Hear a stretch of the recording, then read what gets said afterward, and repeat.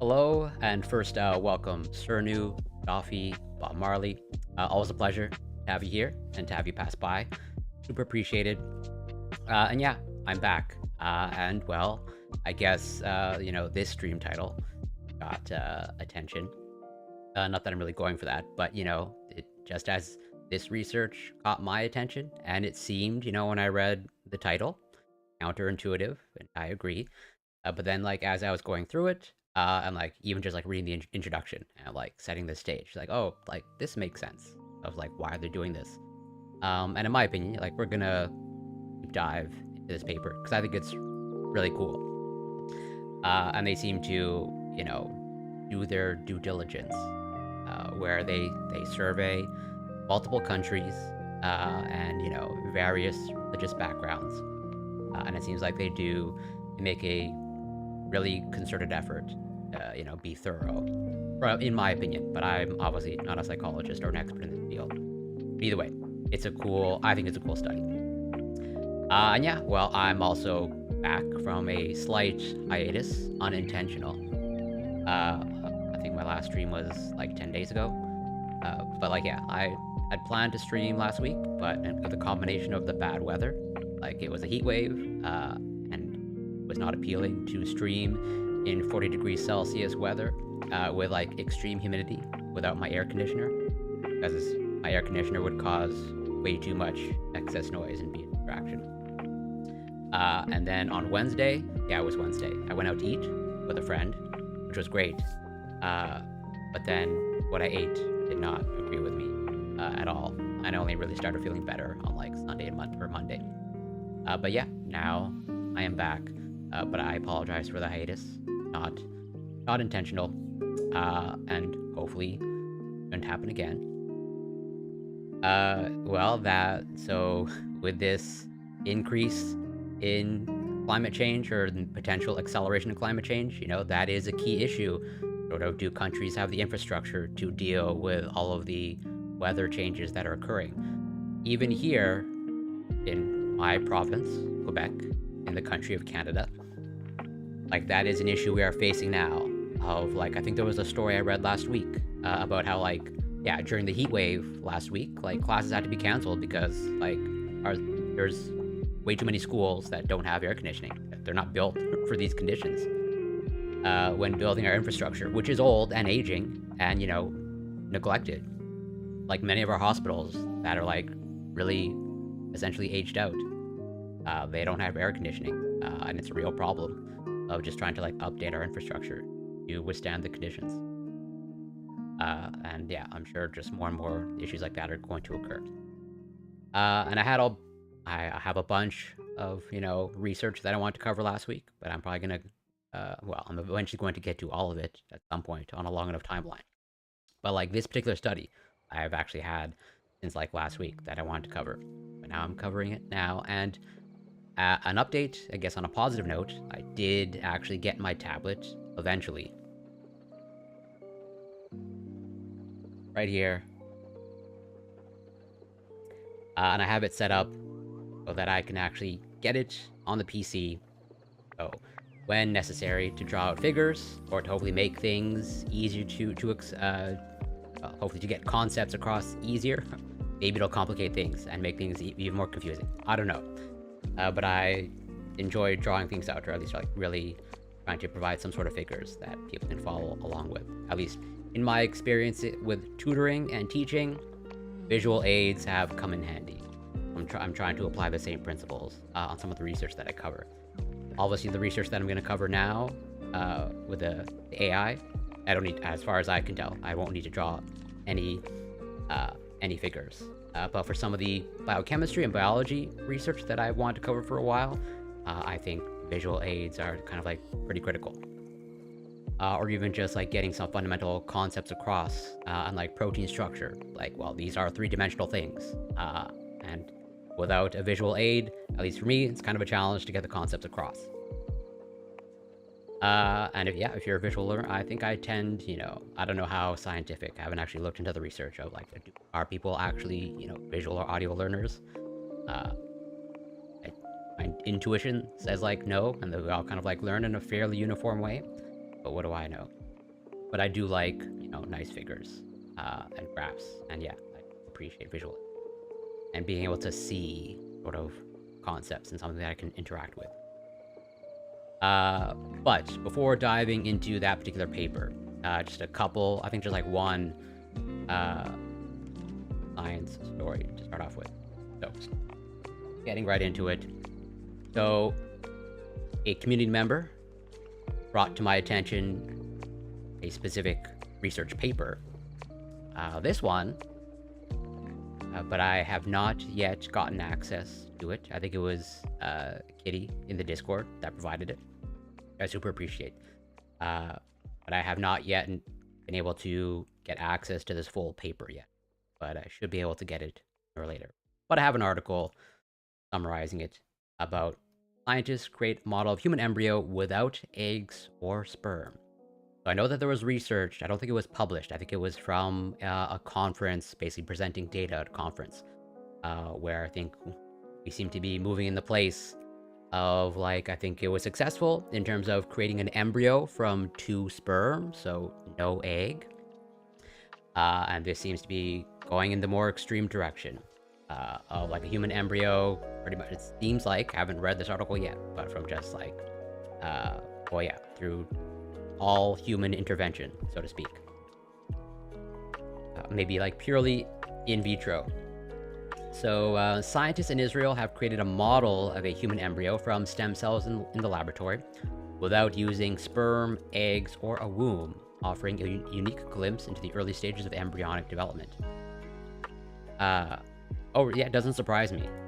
Like, well, this is published in Nature, and it seems like, there's a lot of researchers, understandably, involved in this. I have no doubt it's multidisciplinary. A variety of fields. It's like, actually, there's maybe some local researchers here. I definitely know the University of Montreal. I actually have some colleagues there as well. Maybe I can get in contact with one of the researchers involved, potentially. But yeah, the model resembles an embryo at day 14, when it acquires internal structures, but before it lays down the foundations for body organs, according to the team at Israel's Weizmann Institute of Science. The scientist's work was published in the journal Nature on Wednesday, after a preprint came out in June during the International Society for Stem Cell Research annual meeting in Boston. The Israeli team emphasized that they were a long way from being able to create an embryo from scratch. So, yeah, even though, as the researchers highlight, a long way off from an embryo from scratch, like what, I think there are understandably a lot of ethical questions and implications if or when we get to the place of like an embryo from scratch. Would certain demographics or, certain people with political affiliations consider that to human life? I don't know, but we might have to grapple with that question somewhere down the line. But yeah, still probably a decent amount of time off.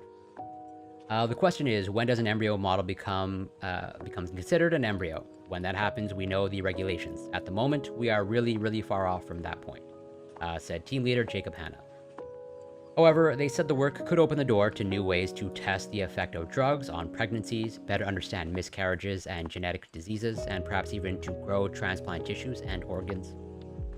They are not identical. There are differences from human embryos, but still, this is the first time if you open an atlas or a textbook, you can say, yeah, I can really see this similarity between them, said Hanna. He said his team took stem cells derived from adult human skin cells, as well as others cultured in the lab, and then reverted the cells to an early state with the potential to develop into different cell types. They then manipulated them to form the basis of something structurally resembling an embryo.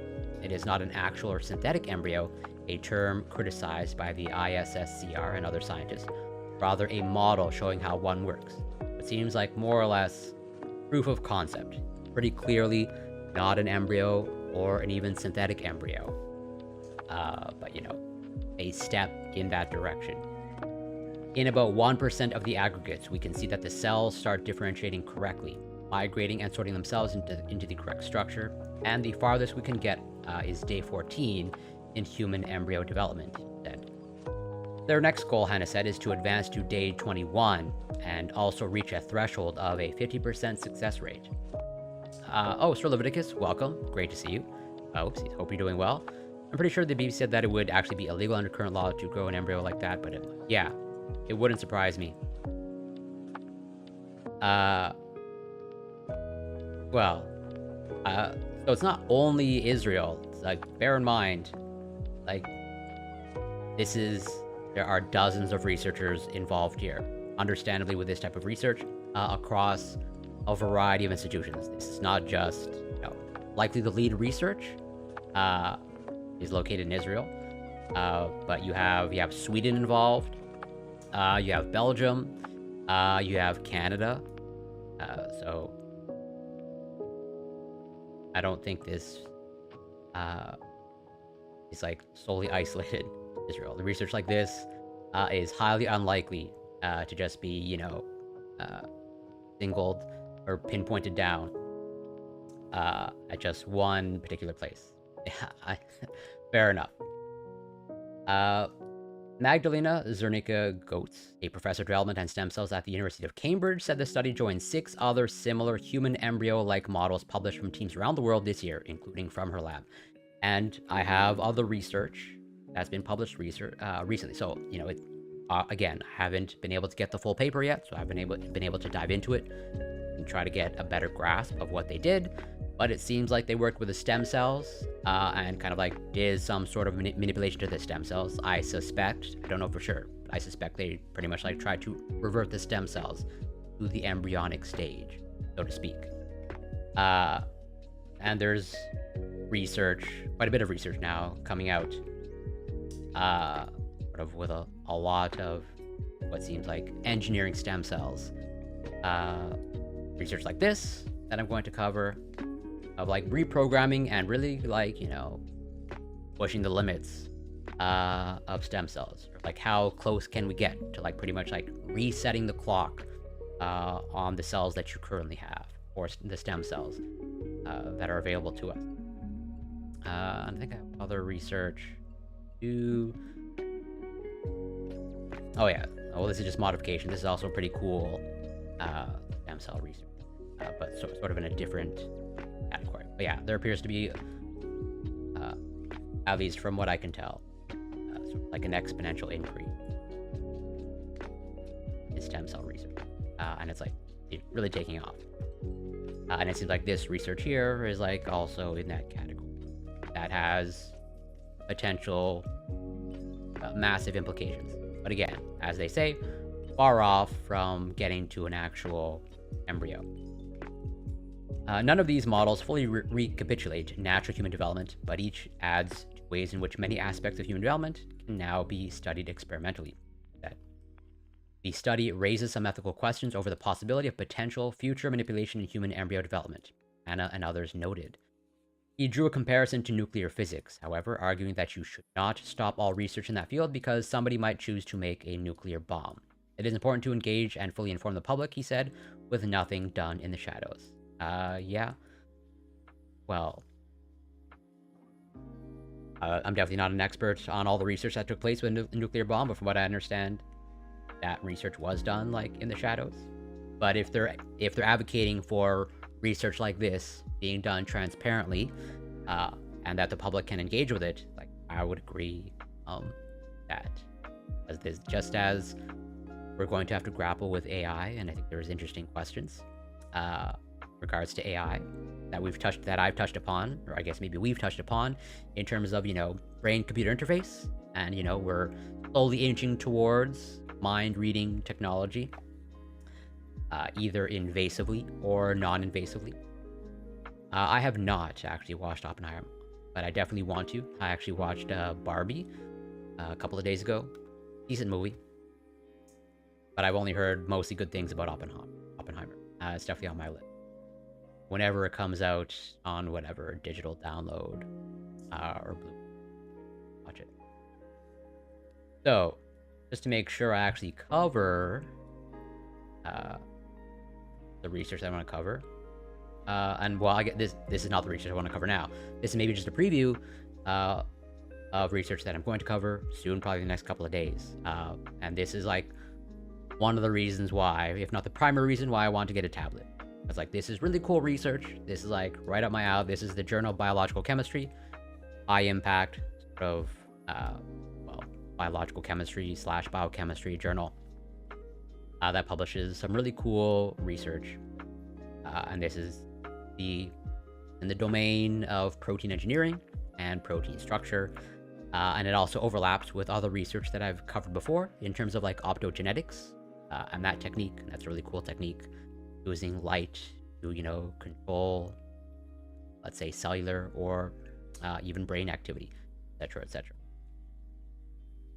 But like, yeah, this is really cool research, and pretty much this is actually the research that I'm arguably most comfortable in covering. I just, as of now, or up until recently, didn't have the tools to cover it because I can't draw things out. But that has changed. But just want to make sure that I actually cover what's in my stream title. I try not to be clickbaity. So, title, I want to try to at least make an effort to cover it. I'm like, yeah, pretty much that's the title of the paper. Summarized in the title of my stream. And that's why this caught my attention when I was going through this journal, because this is a high impact, generally well respected journal, Proceedings of the National Academy of Sciences. And they publish research from a variety of disciplines, but largely in the life sciences, but also psychology, economics. And yeah, thinking about God increases acceptance of artificial intelligence in decision making. And as alluded to by multiple people, Mr. New, and Bob Marley, and even myself, when I came across this and read the title, I was like, oh, this seems counterintuitive. What's going on here?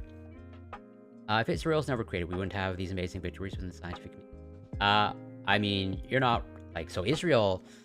I'm obviously not going to get into politics, but just from a research perspective, in some fields or disciplines, they do some really great research. And one of the fields or disciplines that I think they're really a pioneer is in cannabis research. Since cannabis, I believe, is fully legal there, they can do research on it. And a lot of good quality research comes out of Israel. I know this because a lot of the research when it comes to cannabis and Crohn's disease, the disease that I have, comes out of Israel.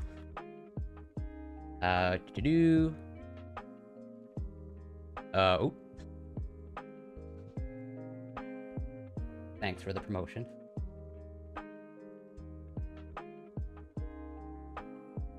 Yeah. Much appreciated. Where was I? Yeah. But yeah, a lot of the research, if not, I think all of the research, when it comes to cannabis and my own condition, comes out of Israel. Like this one, literally about low dose CBD, randomized controlled trial. It is totally out of Israel, for sure. Where are the? Yep, Israel, Tel Aviv, etc., and there are multiple studies as well. And this is also research. This is a cannabis a prospective placebo-controlled study. Also, as you will see, out of Tel Aviv University in Israel. And they do a lot of research and good quality research, as far as I can tell. At least when it comes to my own condition. Can't speak for the entirety of all of cannabis research in Israel, but they appear to be one of the pioneers in this particular area. So, yeah, politics aside, there are some good research aspects of Israel. So that's an excellent question, Bob Marley. Cannabis, so far, based off of the research, all current research points to cannabis being able to control the symptoms of Crohn's disease, but not actually treat or actually address the inflammatory process of the disease. Crohn's disease is an inflammatory condition. There's inflammation occurring in the GI tract, so damage is being done. So what arguably matters the most, is actually treating the inflammation. If not ideally reducing it or eliminating it. And it was thought, okay, given previous research, largely from in vitro, mouse models, etc., cannabis, or, cannabis products appear to have anti-inflammatory properties, okay? And so, if cannabis has these anti-inflammatory properties, well, then maybe it's good at potentially a treatment for Crohn's disease. And that's why this avenue was explored. One of the reasons why this avenue was explored. But from all the research that's been done, the anti-inflammatory properties of cannabis don't appear to have any effect on the inflammatory process of Crohn's disease. But it appears to be good for potentially managing pain, increasing appetite, because understandably, patients with Crohn's disease often have issues with, getting enough food and nutrition, or even just having appetite in general. It may help with sleep, although I think that's more mixed. Oh, Boy Meets Mini, welcome. Thank you so much for passing by, and shout out to you. Hope you're doing well. Always great to see you.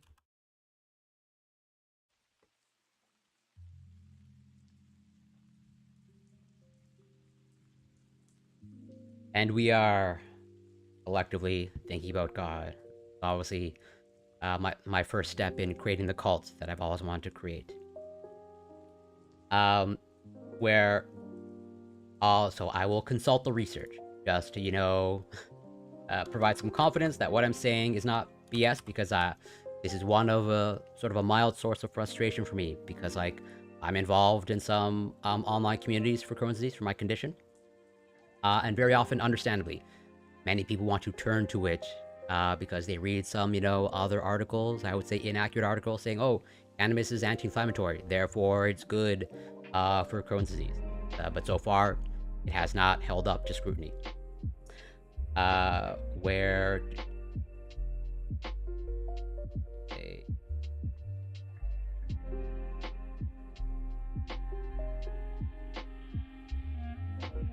One of the more recent ones, 2017. Well, this is the expert commentary, where it's like, yeah, cannabinoids could be helpful for certain symptoms of IBD. Like I said, seems to be for symptom management only. Still a lack of studies to prove efficacy. And that is pretty much sums it up. It appears to be good at managing symptoms, but in terms of an actual treatment, not seem to be there yet. It doesn't look like it's going to be there, but you never know. And just to sort of wrap it up, yeah, this is one of the more recent ones. This is also out of Israel. And while I've even highlighted it, I follow this research pretty closely, where this is from 2021, I believe. Yeah, 2021. Until further studies are available, cannabis treatment in Crohn's disease should be used only in the context of clinical trials, as in, it's really basically still in the experimental stage. It is not a legitimate treatment. Might be good for managing symptoms, but pretty much nobody should be using it to actually treat their condition, because it doesn't actually do that, or it does not look like at all it does that.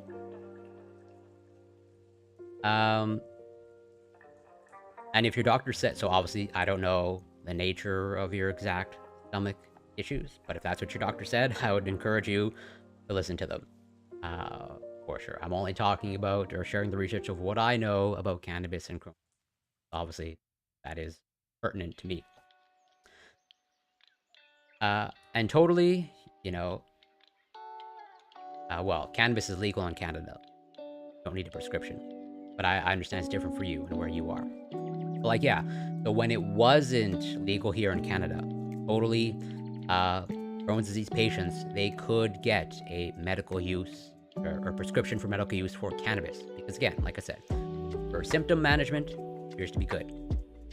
It's just not actually treating it. So basically, it can potentially improve your quality of life, but it's not actually going to treat your condition. There's sort of, in some sense, you're putting a band-aid, or it's a band-aid solution, or you should not be only relying on that as a treatment.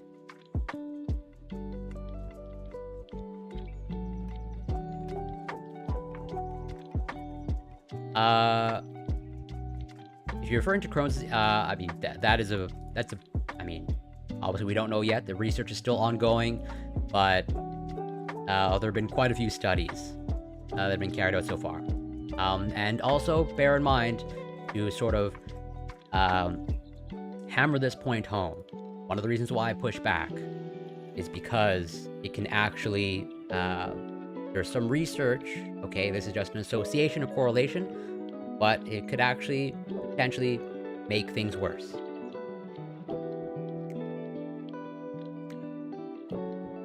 If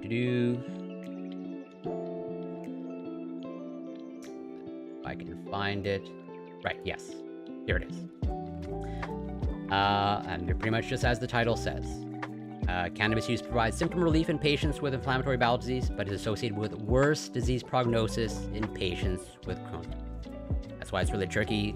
I think people should, ideally consult with their doctor and not be so quick to jump. And this paper and this research does not say that cannabis makes things worse. This is an association. And they speculate that maybe it's just like masking symptoms and people are thinking they're getting better. But again, the inflammation is still doing damage. That is like one of the potential issues. Of like, the pain associated with the condition is like trying to tell you, or like that's a signal that something is going wrong. So you taking a painkiller, like, yeah, you might feel better, but you're not actually treating the disease. Why people got to be careful, at least when it comes to Crohn's disease and cannabis. You got to be careful. But again, this is just an association.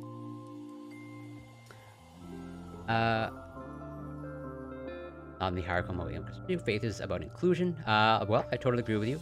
And as I am transparent about, I consider myself, like, I'm not a religious person. And I'm essentially an atheist, but I do consider myself a spiritual person. And I've covered some of the research in the past on spirituality, and I have no doubt that I'll cover it again at some point. And even in this paper here, they sort of touch upon spirituality, or like, is it the God aspect? Is it the religious aspect? Or both, or something else, or spirituality at all that results in the finding that they are getting here.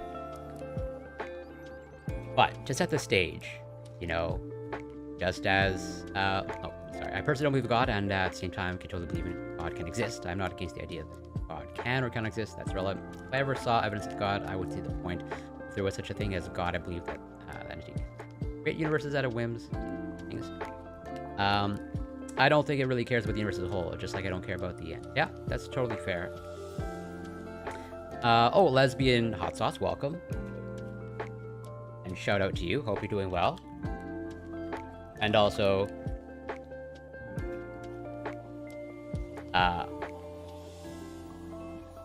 thank you. Well, even though I thanked you in the Discord, now is my opportunity to thank you, sort of quote unquote, in person, of sharing all the research that I'm going through now. And like I said, should be, I would say in the next like 4 to 5 days, I should be done going over that research. And if or when you want to have a conversation or whatnot, I'm more than open to that. Thank you so much for passing by. Great to see you. Has anyone, I believe though. So yes, that's where CBD and cannabis products, well, pretty much whatever cannabis compounds, they do appear to have anti-inflammatory properties. Like that statement is true. But the one thing to keep in mind is like inflammation is not just like one thing. There are different forms of inflammation. The most obvious, or not obvious, but let's say the most typical forms of inflammation is like acute versus chronic inflammation. And those are different. And just because something has anti-inflammatory properties doesn't mean that it's good at treating all inflammation. And actually, a really good example about that is, let's say, NSAIDs, the non-steroidal anti-inflammatory drugs like aspirin, Advil. Okay. So NSAIDs, these are anti-inflammatories. I don't see how anybody can say that these are not anti-inflammatory. But this particular class of drugs is specifically contraindicated for Crohn's disease patients. As in, like, NSAIDs, it's like known that if you have Crohn's disease, you should not be taking NSAIDs. As in, like, seems counterintuitive, but there are good reasons why. But these anti-inflammatories, like, potentially make things worse for Crohn's disease patients. That's why just because something has anti-inflammatory properties doesn't mean it can treat every type of inflammation that exists or that takes place in the human body. That's why the American College of Gastroenterology recommends that people with Crohn's disease avoid NSAIDs, and these are specifically anti-inflammatories, when possible, because they could cause symptom flare-ups as well as stomach or intestinal ulcers. So that's why it's a nuanced conversation. And that's why I encourage people to be careful about it. No, it's not always, it depends on the type of inflammation that you're talking about. But, like, totally, innate immune cells have a role. Well, inflammation's a really, complicated process, and it depends on the context and the type of inflammation, etc., etc. But totally, innate immune cells have a part to play. Have you ever taken CBD? I have taken CBD gummies. I have not consumed many cannabis products in my lifetime, but the most that I have sort of experimented with or trialed are CBD stuff. So far, I haven't noticed any effects whatsoever. Even when I take what seems to be a high dose, I don't notice anything. That could just be me. I don't know. I know many people swear by them. So far, of the times that I've tried them in various formulations, I've tried gummies. I've tried, like, tinctures under the tongue, and I don't really notice anything. I'm curious how. Ooh, okay. That is an excellent question. If you're talking about the NSAIDs, like aspirin, Advil, Tylenol is an NSAID, but slightly different, sort of. But the typical NSAIDs, like aspirin, Advil, these are what they call cyclooxygenase inhibitors, or OX2 inhibitors, technically.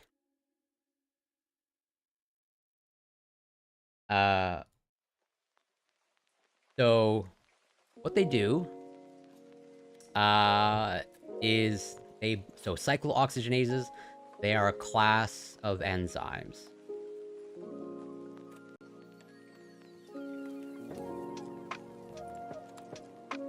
Can I spell this? Ox.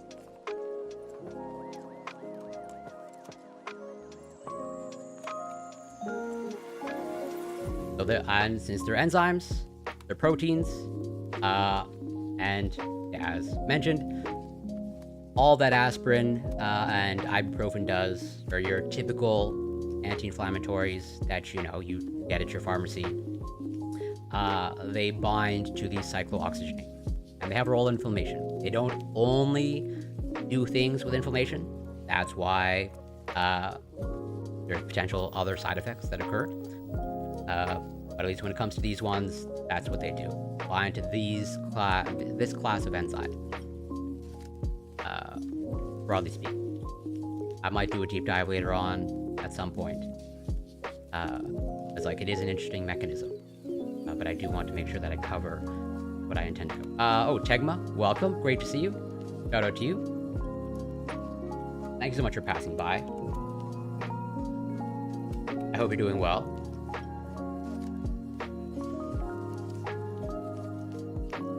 I think many people swearing by cannabis products just want to swear. Uh, so there appears to be, at least, so just coming from my perspective, and the individuals, fellow patients, fellow Crohn's disease patients like myself, and engaging with them, like there appears to be a little bit of an element of motivated reasoning, so to speak. But I understand, when people are suffering and your doctor or your healthcare professionals aren't providing you with relief, like understandably, patients will seek relief wherever they can get it.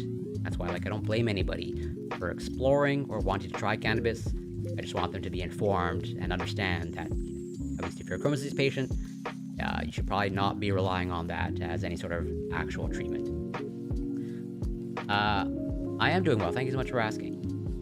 Definitely much better than I was last week. So diving into this research, to set the stage, like I said, this caught my attention. And basically, as they're going to get to in the introduction, AI, like we are now in the AI world, and we're only moving more and more in that direction. But understandably, there are people that are hesitant about this new technology. I think I myself, I'm in that category.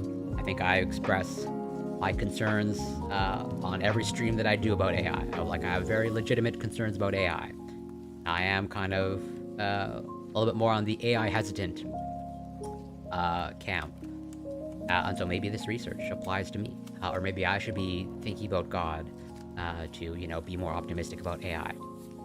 That is essentially one of the reasons why they are exploring this research question. Or like, how can we get people to be more accepting of AI? Because, like, understandably, like people like me, there are people that are hesitant about this emerging or this technology that is now here that is rapidly taking off. And I cover a lot of, I think, a decent amount of AI research from a variety of angles. AI when it comes to, misinformation and all that stuff. And AI when it comes to medicine and healthcare. And there are totally a lot of pros and advantages when it comes to AI. Now, whether the pros outweigh the cons, I don't know. Not my place to say.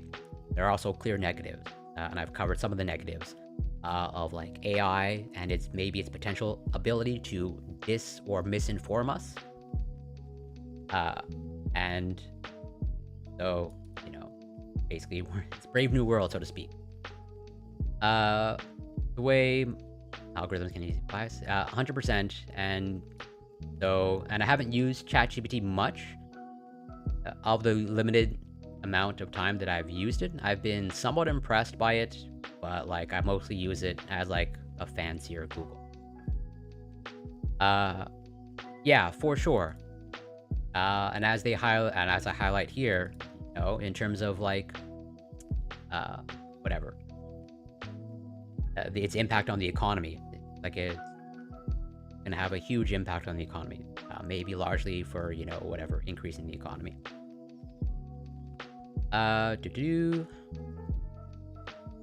Yeah, and, as I sort of covered before, we might be getting to a place, like given, as you say, displaced employees, what do we do with a bunch of people that are now out of a job as a result of AI? And I have a story about that. Pretty much, this question is already being asked, published just over a week ago, or exactly a week ago. Like, will AI replace cardiologists and turn them into managers? Or it's like, will it reduce the need for cardiologists? I don't know, but we're getting to a very strange, wild place. Oh, and Kitty, welcome. Thank you so much for passing by. Great to see you. And I can't thank you enough for sending that paper to me. This one that I'm still trying to get my hands on. I should be covering that pretty soon.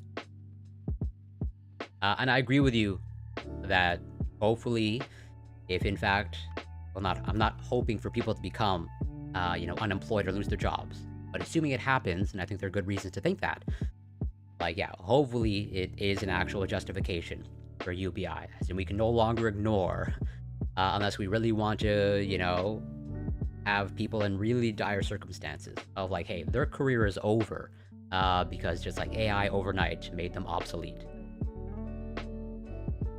So many of life's most consequential decisions, deciding which medical procedure to undergo, which romantic partner to pursue, which financial or legal paths to follow, now be largely delegated to artificial intelligence.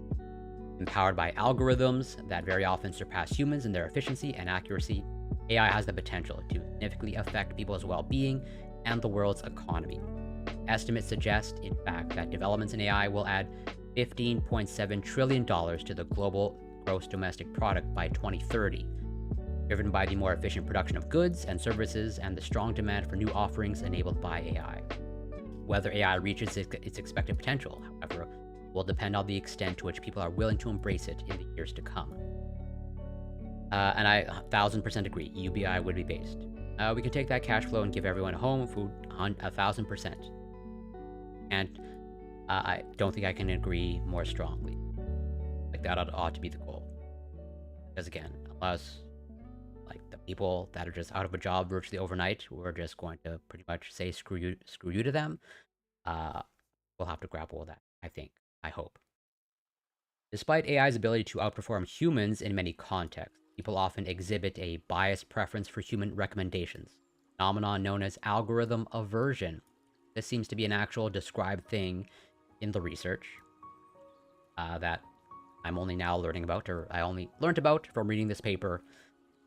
And I'm probably in this camp of I'm algorithm averse. But not super averse, more like 51%. For example, people trust medical recommendations less when they come from an algorithm than from a human doctor, and rely less on advice from an algorithm than from a human when forecasting stock prices. People are particularly likely to assume that humans are more capable than algorithms when it involves making judgments for contexts that are subjective or hedonic in nature, or those that require empathy and a consideration of individual uniqueness. Moreover, when algorithms err, people are more likely to transfer the perceived fallibility of that algorithm to other algorithms, but less likely to do so when humans err. People are also less likely to believe that algorithms can learn from mistakes. Together, whether reflecting a negative bias toward algorithms or an overly positive evaluation of the self, and by extension other humans, such findings suggest that a deeper understanding of algorithm aversion will be important for individuals and society at large. That's a problem. Hey, as long as you're looking forward to it. Of course, the degree to which people embrace AI varies based on a number of factors. Importantly, while research has identified several factors that inform when people are more or less likely to accept AI versus human recommendations, such as the characteristics of the recommenders, little work has explored factors related to the individual user. We suggest that systematically identifying such factors will elucidate meaningful barriers to AI acceptance and enable researchers and organizations across public and private spheres better understand and predict the pace at which AI is likely to be adopted. We suggest that religion, and more precisely the salience of God, is one meaningful consideration.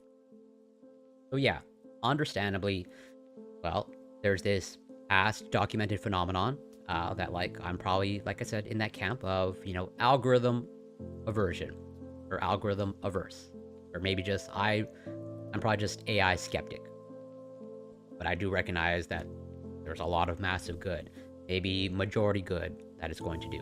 I'm hoping actually for the majority, ideally exclusively good, that AI brings. But,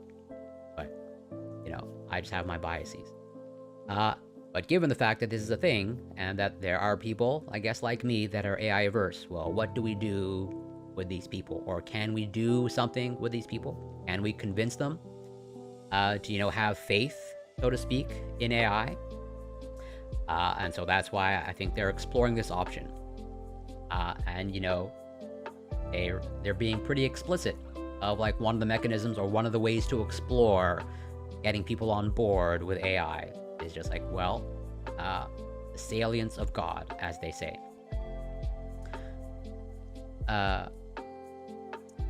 So it's an excellent question, Lesbian Hot Sauce. So that was my instinct, when just like reading a little bit. But you'll see it's an interesting mechanism, at least, they don't conclusively 100% say, like, this is what's going on. But they do test, like, okay, given this finding, that just thinking about God makes people more open to AI, what is actually going on? Is it the religious thinking? Spoiler alert, the answer appears to be no. Is it, as you say, meta beliefs or high-level conceptual schemes? Spoiler alert, doesn't seem to be that either. They're actually going to, I think, cover it here in the next couple of paragraphs. But basically, it'll boil it down to the salience of God makes people aware of the imperfections of humans. If you're comparing yourself to the perfect entity, then sort of the imperfectness or the fallibility of humans, I think is the language that they'll use, is more at the forefront of your brain. And if you are more aware of the fallibility of humans, well, then you might be more open to an AI or algorithm than relying on humans and their judgment. Having permeated the existence of nearly every known society, religion has been a persistent and powerful influence in people's lives throughout history and continues to shape the lives of billions of people around the world. Even those who are not explicitly religious are exposed to God-related concepts and ideas in daily life, whether through political debates, entertainment, or places of worship in their surroundings. Whether religion evolved as a tool for group cooperation, a byproduct of natural selection, or a means of satisfying people's needs for order and structure, it affects decision-making in important ways, particularly in social and moral domains. For example, religion influences pro-social behavior, in-group favoritism and out-group derogation, and moral decisions that involve curbing self-interest to benefit others. Importantly, a relatively nascent body of research shows that religion also influences how humans behave and make decisions in more mundane aspects of everyday life. For instance, there is growing evidence that religious reminders lower interest in self-improvement products, lessen reliance on brand-name products, and decrease impulse grocery spending. These findings suggest that the impact of religion on human behavior is broad and that more research is needed to understand how religion influences decision-making, especially in light of massive advances in technology that have become integral to modern decision contexts. The question of how religion affects decision-making in the face of AI is particularly interesting when considering that such technologies evoke fundamental questions about the value and role of humans. Religion has faced such questions since its beginnings. To begin addressing the intersection of religion and AI, we investigate how the salience of God affects people's propensity to rely on AI. We theorize that God's salience, the extent to which individuals are actively thinking about God, is one important factor that may attenuate AI aversion. In broaching a relationship between religion and AI, we focus specifically on the salience of God for two main reasons. First, the centrality of God, or gods, or other supernatural deities is what is common across all large-scale religions, as opposed to any specific set of beliefs or practices. Indeed, among all worlds that relate to religion, God is the most commonly used in the English language. Second, people are frequently exposed to reminders of God in their daily lives, even if they are not religious, suggesting that an effect of mere God salience may be relevant to more of the world's population and a narrower focus on specific religious beliefs or activities. So, they're focusing on God, not a religious aspect, for a variety of reasons. One of them being that, if this is a tool, so to speak, that they're trying to develop to get people to accept AI more, well, then you want to make it ideally as universal as possible. Probably focusing less on the religion and more of the God aspects, and the largest religions, whatever the three Abrahamic religions, they're monotheistic, and so the common denominator is God, as opposed to some religious doctrine. So we predict that God's salience will dampen AI aversion in decision making. That is, individuals will be less reliant on humans and more open to recommendations from AI systems when God is salient. This is because when God is salient, people feel smaller and are thus more likely to recognize themselves and mankind more generally as limited and fallible. That appears to be their working hypothesis as to what's going on here, and they try to, test whether that's actually true. And spoiler alert, seems to be supported, but not 100% conclusive. But basically, as I sort of said, since the perfect being is at the forefront of your brain, the flawed humanity is also now at the forefront of your brain. And therefore, if you can now, if it's brought to your attention that humanity is flawed, well then maybe the algorithm might be more appealing. Unpacking our predictions, we first note that across the world's major religions, the concept of God, or gods, represents supernatural entities with divine powers that greatly surpass those of humans. Accordingly, thoughts of God evoke feelings of awe, and such feelings lead people to feel smaller and less significant. The notion that the self feels small in relation to God is also supported by research on metaphors, which finds that God is cognitively represented as being in an elevated position relative to humans. Obviously, and understandably, think of God as, perfect and like above us, right? Supernatural. Yes, pretty much why. Which, well, you're allowed to be skeptical, just as I'm allowed to be skeptical. Yeah, but I'm curious if you want to share. What are you suspicious of exactly? We suggest that because thoughts of God are likely to lead to a smaller, diminished sense of self, people will see themselves as more limited and fallible. This is consistent with prior research that suggests that awe, as well as thoughts of God more specifically, are associated with greater humility or the realistic acceptance that one is limited. Specifically, when individuals experience awe, having encountered an entity that is vast and challenging to their worldview, they demonstrate a more balanced view of their strengths and weaknesses. Similarly, when people recall a connection to the divine, they report both greater awe and humility. This is true for both those who are religious and those who are not. While such prior work focuses on reports of individuals' willingness to see their own limitations, we suggest that the humility inspired by God extends to a recognition of the limitations of mankind more generally. Humility is a fundamental tenet and virtue across the world's major religions, but it is able to be viewed as a virtue only because every human is presumed to have weaknesses and limitations. This assumption is salient across religions, from the teachings of Islam that encourage followers to seek the revelation of Allah over human intuition, to the lessons of Buddhism and Hinduism that emphasize minimal focus on self in favor of seeing the interconnection of all things, to the writings of Judaism and Christianity that emphasize the totality and glory of God in contrast to the limitations of human life. Additionally, empirical work points to the likelihood that people are more apt to see the limitations of mankind when God is salient.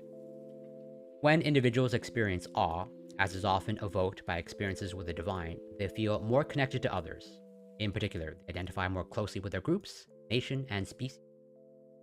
We suggest that when individuals simultaneously recognize their own limitations and see themselves as similar to other humans, they will be more likely to acknowledge all humans as fallible. In sum, we predict that thoughts of God will weaken the extent to which consumers favor humans over algorithms, driven by feelings of a small self and a recognition of human limitations. We provide empirical support for our predictions across a series of 8 controlled and field experiments that employ different methods of heightening the salience of God to establish a causal relationship between God's salience and algorithm aversion. We also examine a number of alternative explanations: mood, deterministic beliefs, and perceptions of risk. Finally, results from a pre-registered analysis of an international consumer survey with participants from 21 countries support our findings. So, this is just the introduction. They're setting the stage of why is this research important? Well, because some people are skeptical of AI. I'm pretty much in that camp. Or some skepticism. I think it's largely a good thing, and it's going to lead to largely good outcomes, but I think there are some clear sort of drawbacks that we need to pay attention to. But you know, what do I know? But at the end of the day, I'm hoping for largely good or exclusively good outcomes.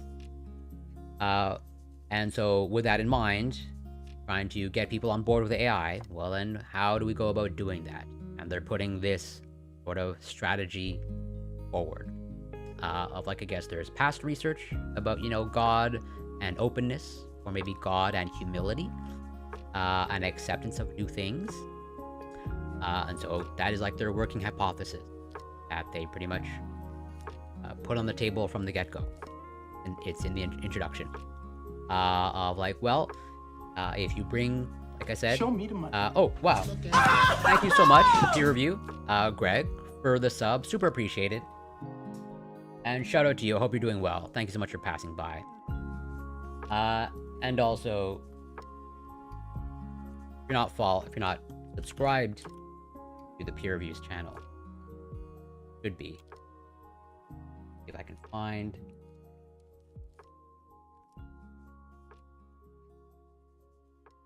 I should have this link ready.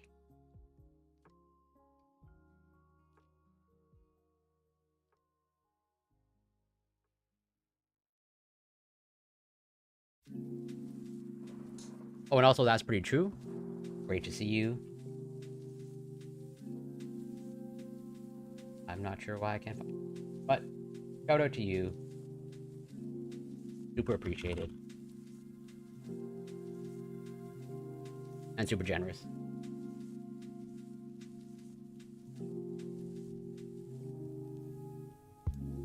Yeah, thank you.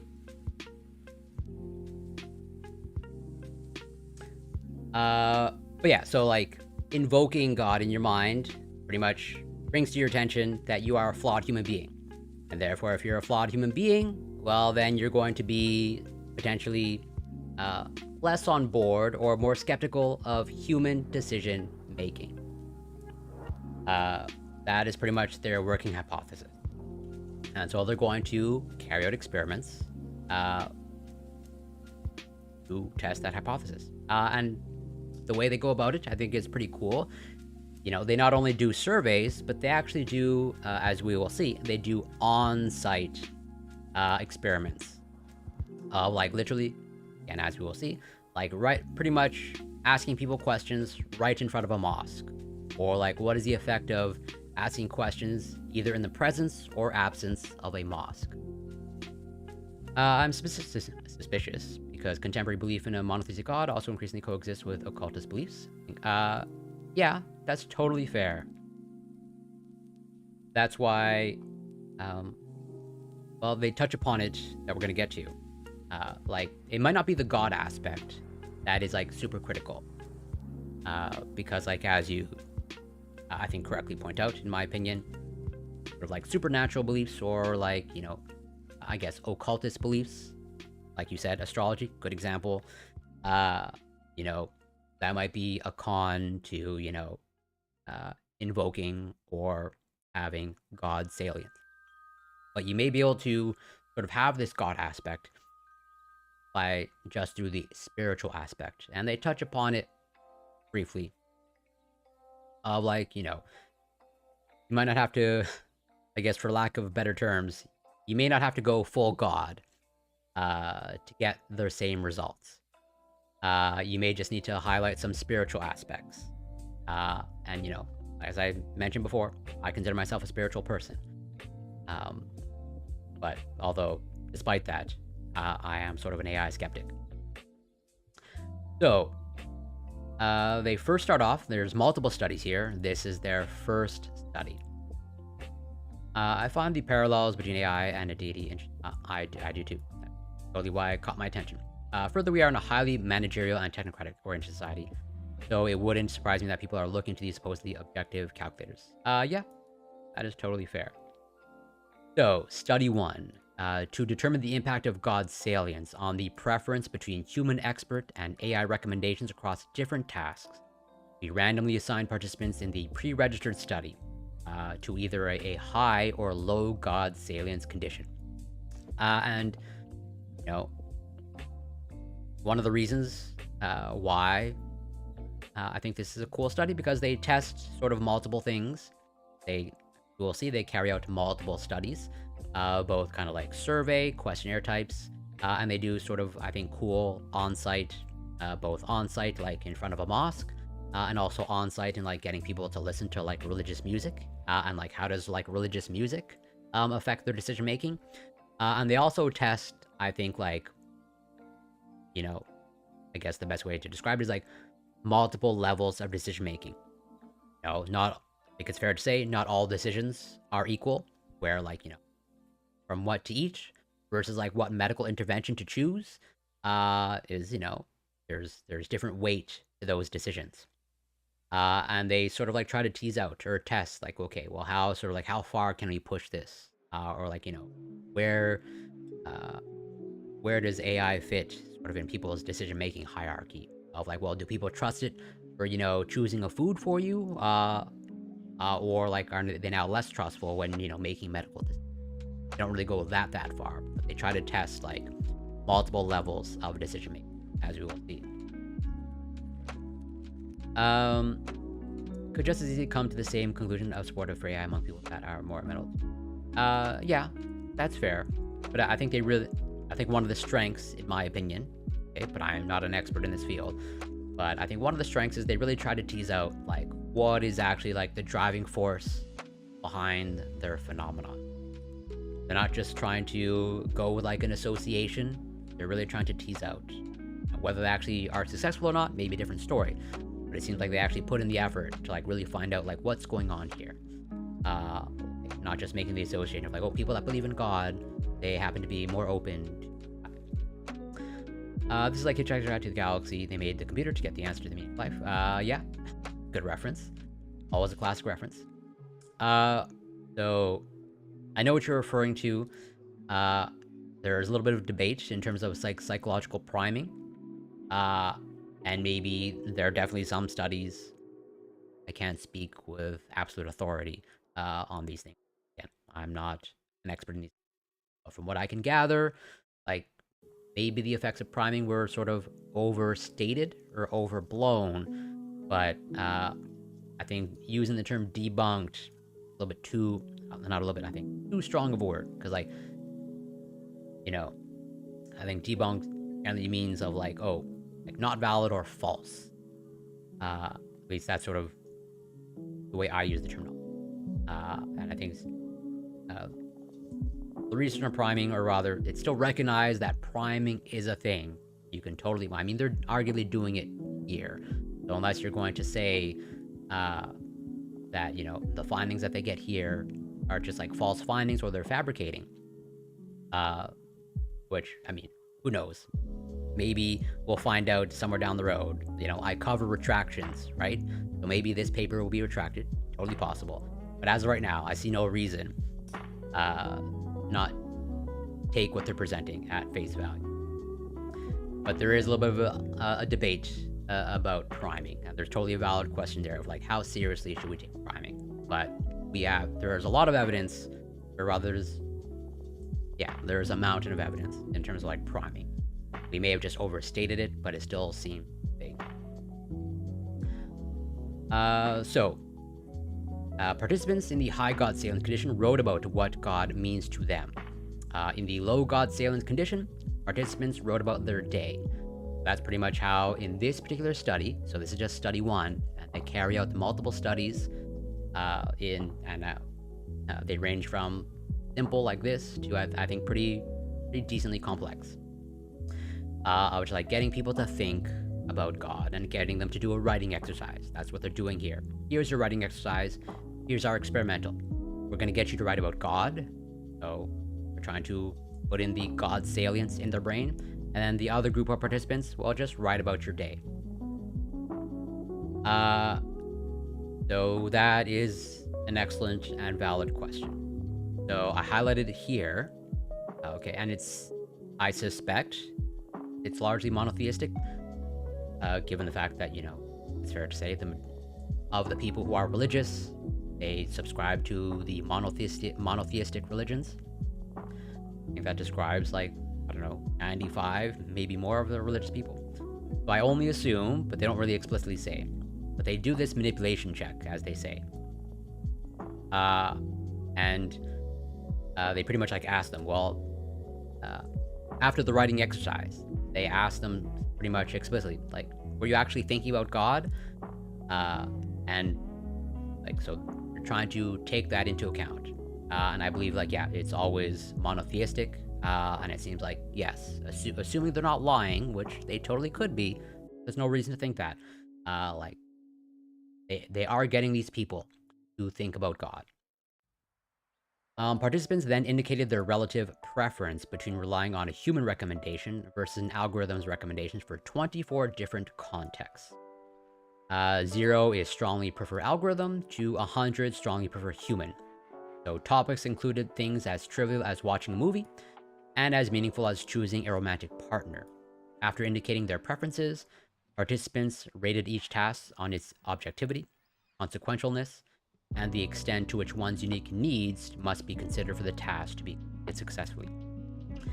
As a manipulation check for God's salience, participants also indicated the extent to which they thought about God while participating in the study. Oh, Neuralicia, welcome. Thank you so much for passing by. Great to see you. And shout out to them. Hope you're doing well. If you're not following Neuralicia, you definitely should be. They're a neuroscientist, so not only do they cover neuroscience research, but they also share, let's say, their experiences and strategies when it comes to mental health and all that stuff, which is absolutely fantastic. And like, I do that myself because mental health is super important and not talked about enough. And like, yeah, so if you're not following them, you absolutely should be, because they share not only great content, but they share their experiences. And so it's like, yeah, I can't say enough. And yeah, Proceedings of the National Academy of Sciences, also one of my favorite journals for sure. They have a lot of really cool research like this. Oh, and Rafa, welcome. What does acceptance of AI mean? It would take interaction with AI over a human? Yeah, so excellent question. That really is what they are categorizing as AI acceptance. Of like, basically, when making a decision of the examples that they give here, in what we were just going through, how likely are you to rely on AI when choosing, let's say, I think a movie was one of them, to participate? Yeah, watching a movie. So it's like, would you accept AI to choose your movie for you, or a human? And then the other one is romantic partner. Would you accept an algorithm to choose your romantic partner, or a human recommendation? And therefore, if they choose the AI algorithm to choose their romantic partner, then that's what they categorize as AI acceptance. I'd say if they're relying on Prime to back up the causal conclusion, then I'd be hesitant to lend any. Yeah, and that's totally fair. And it's totally fair to question, you know, psychological priming. Just as it's fair to question, you know, anything in science. But as I try to cover some of the debates occurring in science. You know, I covered the research, that umbrella review about serotonin and depression, and I also covered the counter review about, you know, well, there appears to be a group of researchers that are going back and forth. One set questioning serotonin and its role in depression, and the other one saying, hey, let's not throw it out like it's an actual thing. Yeah, absolutely. Like, I can't like, I'm gonna let the experts debate about it. I'm just sharing the paper saying, hey, there's this paper that says, like, oh, there's no evidence supporting serotonin theory of depression, and then there's this response paper saying, hey, actually there is evidence. I'm just hoping the scientists, the actual experts, will like figure it out at some point. What is the theory behind why they came to that conclusion? Because I'd assume it would have been the opposite. Excellent question, and we're gonna get to it, but I'll reiterate it sort of as a spoiler. Basically, their working hypothesis is that when you bring God to mind, which is, you know, that perfect being, that supernatural perfect being, it highlights humanity as flawed. And therefore, if you're now, as a result of invoking God or bringing God to your attention, you are indirectly highlighting the imperfections of humanity, well, then now people will be more skeptical of humanity's judgment. That is pretty much like the working hypothesis, and basically it seems like they support that hypothesis with the studies that they carry out. And so, from this study one, what are the overall findings? After doing all this statistical analysis, I'm not going to break down all the stats that they do for a variety of reasons. One, because it's not my place to dissect their statistical analysis, and also probably not the most interesting part. So, supporting our predictions, participants' preference for receiving recommendations from humans was significantly lower when they were reminded of God. This effect was highly consistent across contexts. Participants indicated a directionality, if not significantly. Lower preference for human recommendations under high God salience than low God salience for each of the 24 decisions. And then they move on to more sophisticated studies. I also think this could easily reflect a culture where we're increasingly lacking human connection in our daily lives and a reflection of trust. So there's a lot I can speak about that, which I don't know for sure, but I largely share the same sentiment. And that, human connection. I'm like, how do we connect these days? And are we now just getting pseudo connections virtually versus actual, quote unquote, genuine human connections? I think there's a lot to talk about there. And like, as you, I think, correctly point out, not a super easy line to draw. Flipping coin. I mean, maybe for some, well, that's a separate study. I guess.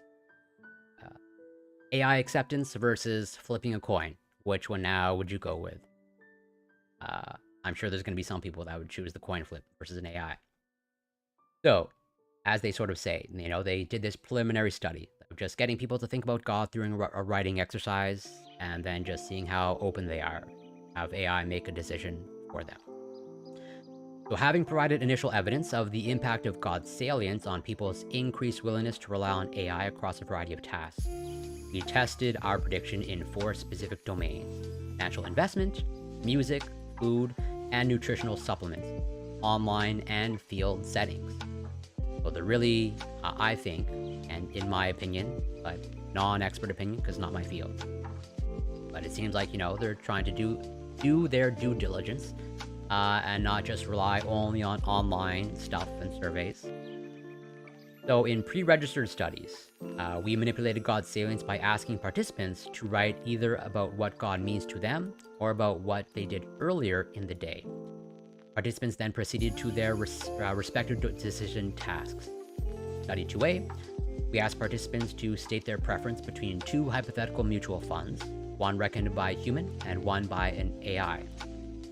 In Study 2B, participants chose to listen to and evaluate one of 2 songs, one recommended by a human music expert and one by AI. The song choice was real, and participants actually listened to their selection.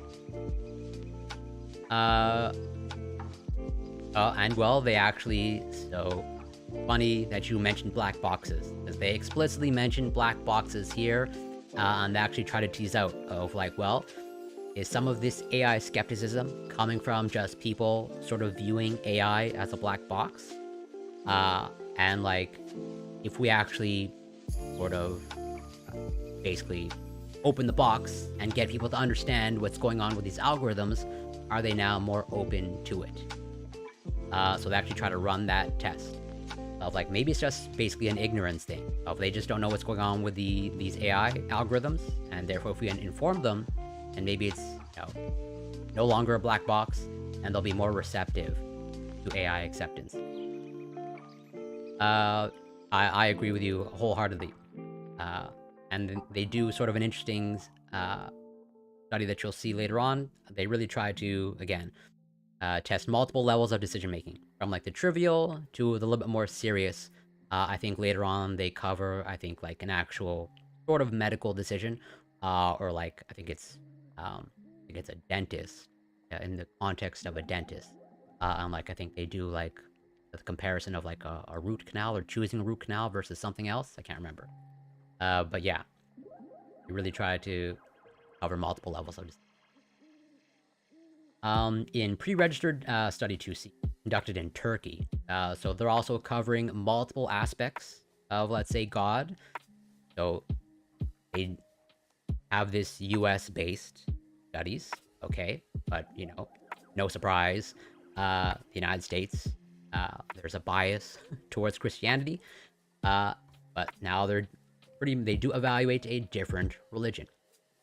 And they actually do something on site. Well, I'm pretty much maybe spoiling it. But yeah, we'll just get into it. So, a predominantly Muslim country, unlike studies 1 through 2B, which were run among US Americans.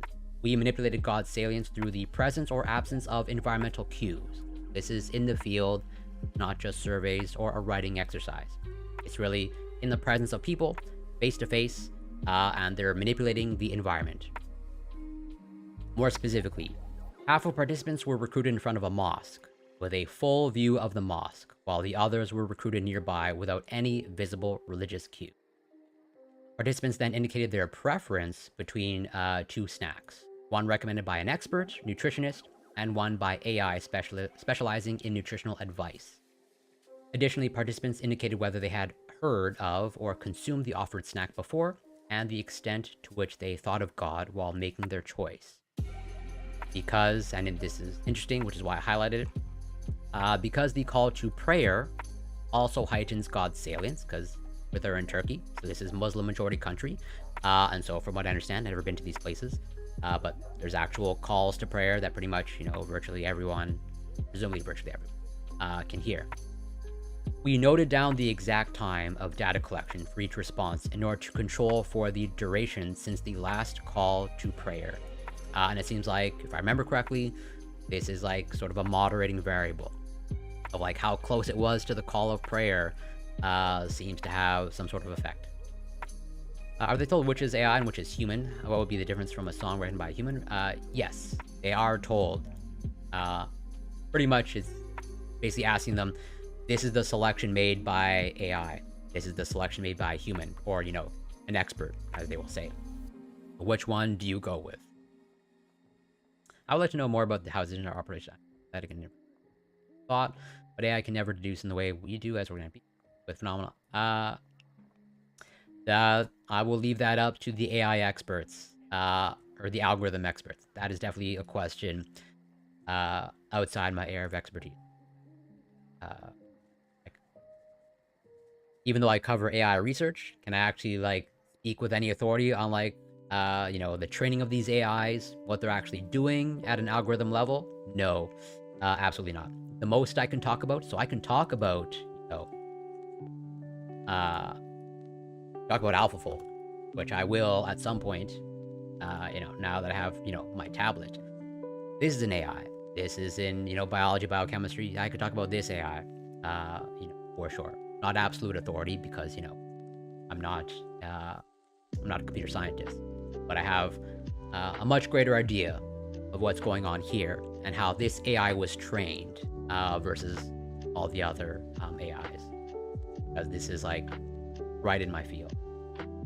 But you are asking really legitimate and valid questions that, yeah, I wish I could answer. In pre-registered study 2D, conducted in a dental clinic in Turkey, we manipulated God's salience through the music played in the waiting room. We alternated playing either a religious or non-religious instrumental traditional Turkish song in the waiting room over 8 days of data collection. So they had these sort of it was actually on site, you know, in the presence of a mosque and, you know, hearing calls to prayer. And then now here in this other study, it's just a waiting room of a dentist in Turkey, and they're testing out whether religious music or not has an effect. Between moving from the waiting room to the dentist's chair, patients were invited to a short survey purportedly assessing their reaction to the music in the waiting room. All patients agreed to take the survey. After 2 initial song evaluation questions, patients rated the extent to which God-related thoughts had come to their mind in the waiting room. Next, They indicated which of 2 omega-3 fish oil supplements they preferred as a gift for participating in the survey. As in Study 2C, one of the 2 options was presented as recommended by expert nutritionists and the other by AI specializing in nutritional advice. The assistant also documented the length of each patient's stay in the waiting room, whether they had used any brand of omega-3 fish oil supplements before, and whether they had used or heard of the 2 specific brands presented in the survey. Finally, the assistant collected demographic information, including gender, age, religious affiliation, and belief in God. Oh, no problem. Thank you so much for passing by. Always great to see you. And well, I'll almost certainly see you in your stream, I think tomorrow or whenever it is. But yeah, great to see you, and shout out to you again. As mentioned, if you're not following Neuralicia, you absolutely should be.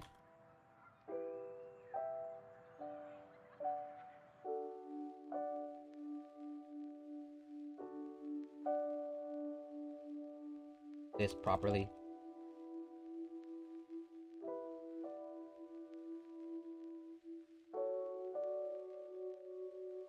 Oh, they put an even greater delay on the other shoutouts.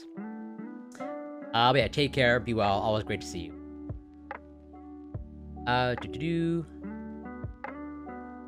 Oh, yeah, just wrong. Well, they don't have a control for that, but I mean, that's part of the AI. At least I think that's part of the AI. Of like, the AI might be trained just to recommend the most popular song, right? So just they don't really need to control for that, because the AI is just gonna AI, so to speak.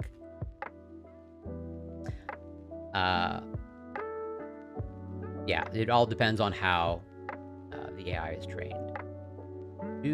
Where was I? Yes.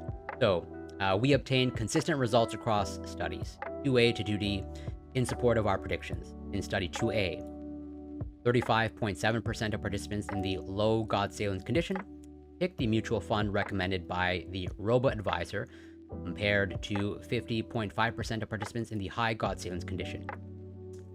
In exploratory analyses, we found that the effect remained significant even when controlling for mood effects and demographics. So, as they sort of say here, they're getting consistent results when basically God is, put at the forefront of their brain, or I guess to use their terminology, when God is salient, okay? It basically makes people more open to going with what the AI decides. The difference in terms of, so it's not like universal, but there's basically a approximately 15 percentage point difference. In the low God salience, 35.7%, went with, the robo-advisor. But when God is salient, 50.5% of participants high God salience. And then in Study 2B, while 31% of participants in the low God salience condition listened to the song recommended by AI, 44.6% of those in the high God salience condition listened to the song recommended by AI. So when just going with music choices, okay, you can think of it as, I guess, the Netflix algorithm that, recommends which TV shows and movies to watch. There are music algorithms. And so when God is salient, people are more open to having an AI choose their music for them. Or in this case, the AI choosing their song to listen to. And as they say, an effect that remains significant even after including additional control variable. And then, as I highlighted here, interestingly, however, an additional exploratory analysis found that time since the last call to prayer significantly influenced the choice. So like I highlighted and mentioned earlier, they were doing on-site studies in Turkey, or at least one study involved pretty much asking participants to make a choice, whether in front of a mosque or not in front of a mosque. And then since this is out in the public, there's the call to prayers that can be heard. And it seems like even the calls to prayer had an effect on their decision making. And that's why I highlighted it, and that's why they mentioned it. Of like, pretty much, time since the last call to prayer significantly influenced the choice. So, let's see, is there anything else here to highlight? Exhaustive analysis. Yeah, a logistic regression model with God's Salen's condition and time since the last call to prayer in minutes as predictor variables showed that the preference for the algorithm's recommendation was significantly higher right after the call to prayer. Importantly, the impact of God's salience remains significant even after controlling for the call to prayer timing. And then, let's see. Yes, in study 2D, the manipulation check for God's salience confirmed that the high God's salience condition thought about God more than the low salience condition. Consistent with prior studies and our predictions, 16.8% of participants in the low God's salience condition chose the supplement recommended by AI, an effect that remained significant even when all pre-registered covariates were controlled for. So in the low God salience, this is just, an AI recommending a supplement. So when there's basically low God salience, you have 16.8% of participants go with the AI. But when there's high God salience, pretty much almost a doubling, 29.2% go with the AI decision. And pretty much this holds after controlling for other variables. So in other words, the longer patients were exposed to the religious music, the more likely they were to choose the supplement recommended by the AI. So it's not only just exposure, religious music, and having God being salient in your mind. It seems like also time is a variable as well. So like pretty much, the more you're exposed to it, and I guess the more that God's salience is placed in your mind, the more open you are to going with the AI recommendation. Next, in a pre-registered experiment where we investigated the role of God's salience in a medical decision-making context, we also tested our hypothesis regarding the underlying psychological process. We predicted that the effect of God's salience on acceptance of AI recommendations would be serially mediated by feelings of small self and a belief in human imperfection. So, going back to the introduction, and what they put on the table of like what's going on here. They have their working hypothesis of like, yeah, the salience of God appears to make people more open to AI acceptance. But then what is the actual mechanism? What is actually driving that behavior? And their working hypothesis is like, well, if you're invoking God, this makes people feel small, so to speak. So there might be this humility aspect, and also it might highlight the fact that humans are flawed. Therefore, it might be more trusting of something non-human, in this case, the AI. So they're trying to actually, tease out what is actually going on here. We first manipulated God's salience through the writing exercise noted in Study 1. We then measured the extent to which participants felt small and believed that humans are imperfect and fallible. Next, we sought to examine whether the effects might instead be driven by those in the high God salience condition being more indifferent to a choice between humans and AI because they are in a more positive mood and feel better about the potential outcomes, or are more likely to believe that decisions are predetermined. So they're testing an alternate mechanism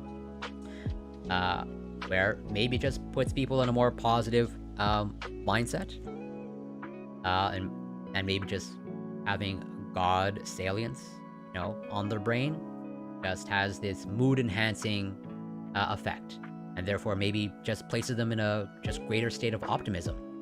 And therefore, as a result of the improvements in optimism, they might be more open and less skeptical of AI. So they're pretty much testing whether that's the case. Pretty much trying to test, well, here's an alternative explanation of to what's might be going on. Is it actually, does the evidence support that? So to do so, we administered mood and fatalistic determinism scales. Participants then imagined a dental treatment scenario in which they needed to choose one of two treatments, a root canal or an implant. After indicating the perceived riskiness of making a wrong decision, participants made their choice. We replicated the expected effect.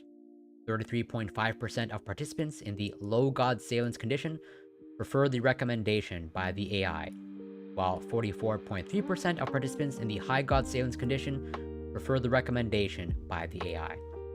As in studies reported so far, the effect of God salience remained significant when other measures were controlled for. So, basically, this hypothesis of some sort of mood-enhancing effect, or like putting people, I guess, in a deterministic mindset, doesn't appear to hold up. Basically, their past working hypothesis that they put forth is still supported. As in, it still seems so far that is this aspect of, basically making people feel small and maybe increased humility, and highlighting the fallibility of humans in comparison to God, appears to so far be the driving force. But I believe they're going to test out other things. So, analyzing the proposed psychological process, we found that God's salience evoked significantly stronger feelings of smallness. God's salience also evoked higher beliefs of human imperfection. Supporting our theorizing, indirect effect of God's salience on algorithm acceptance with small self as the proximal mediator and belief in human imperfection as the distal mediator was significant. I prefer... Yeah, that's totally fair. If or when you peer review and you come across research like this, that is, you can send that feedback as a reviewer. Okay. Change your language. Of note, a model with small self and belief in human imperfection as parallel mediators resulted in an insignificant indirect effect of small self, and a significant effect of belief in human imperfection. So addressing alternative explanations. Oh, this is all statistical analysis, basically, as I sort of highlighted. Minimizing the possibility that people prefer AI to a greater extent under high versus low God salience due to a heightened belief that human effort has little or no impact on outcomes. So basically, this aspect of determinism of like, hey, maybe invoking God just makes people sort of like fatalistic, and more biased towards things being predetermined, and therefore, their choice doesn't matter, and that makes them more accepting and more open to AI. Basically, that doesn't appear to hold up, at least based off what they test. Of like, it really does appear to be so far that it's this aspect of humility and fallibility that appears to be at play. Fair enough. So, examining the potential moderating effect of God belief, a logistic regression model resulted in an insignificant interaction between God salience and God belief on choice. And actually, no, it's not super important.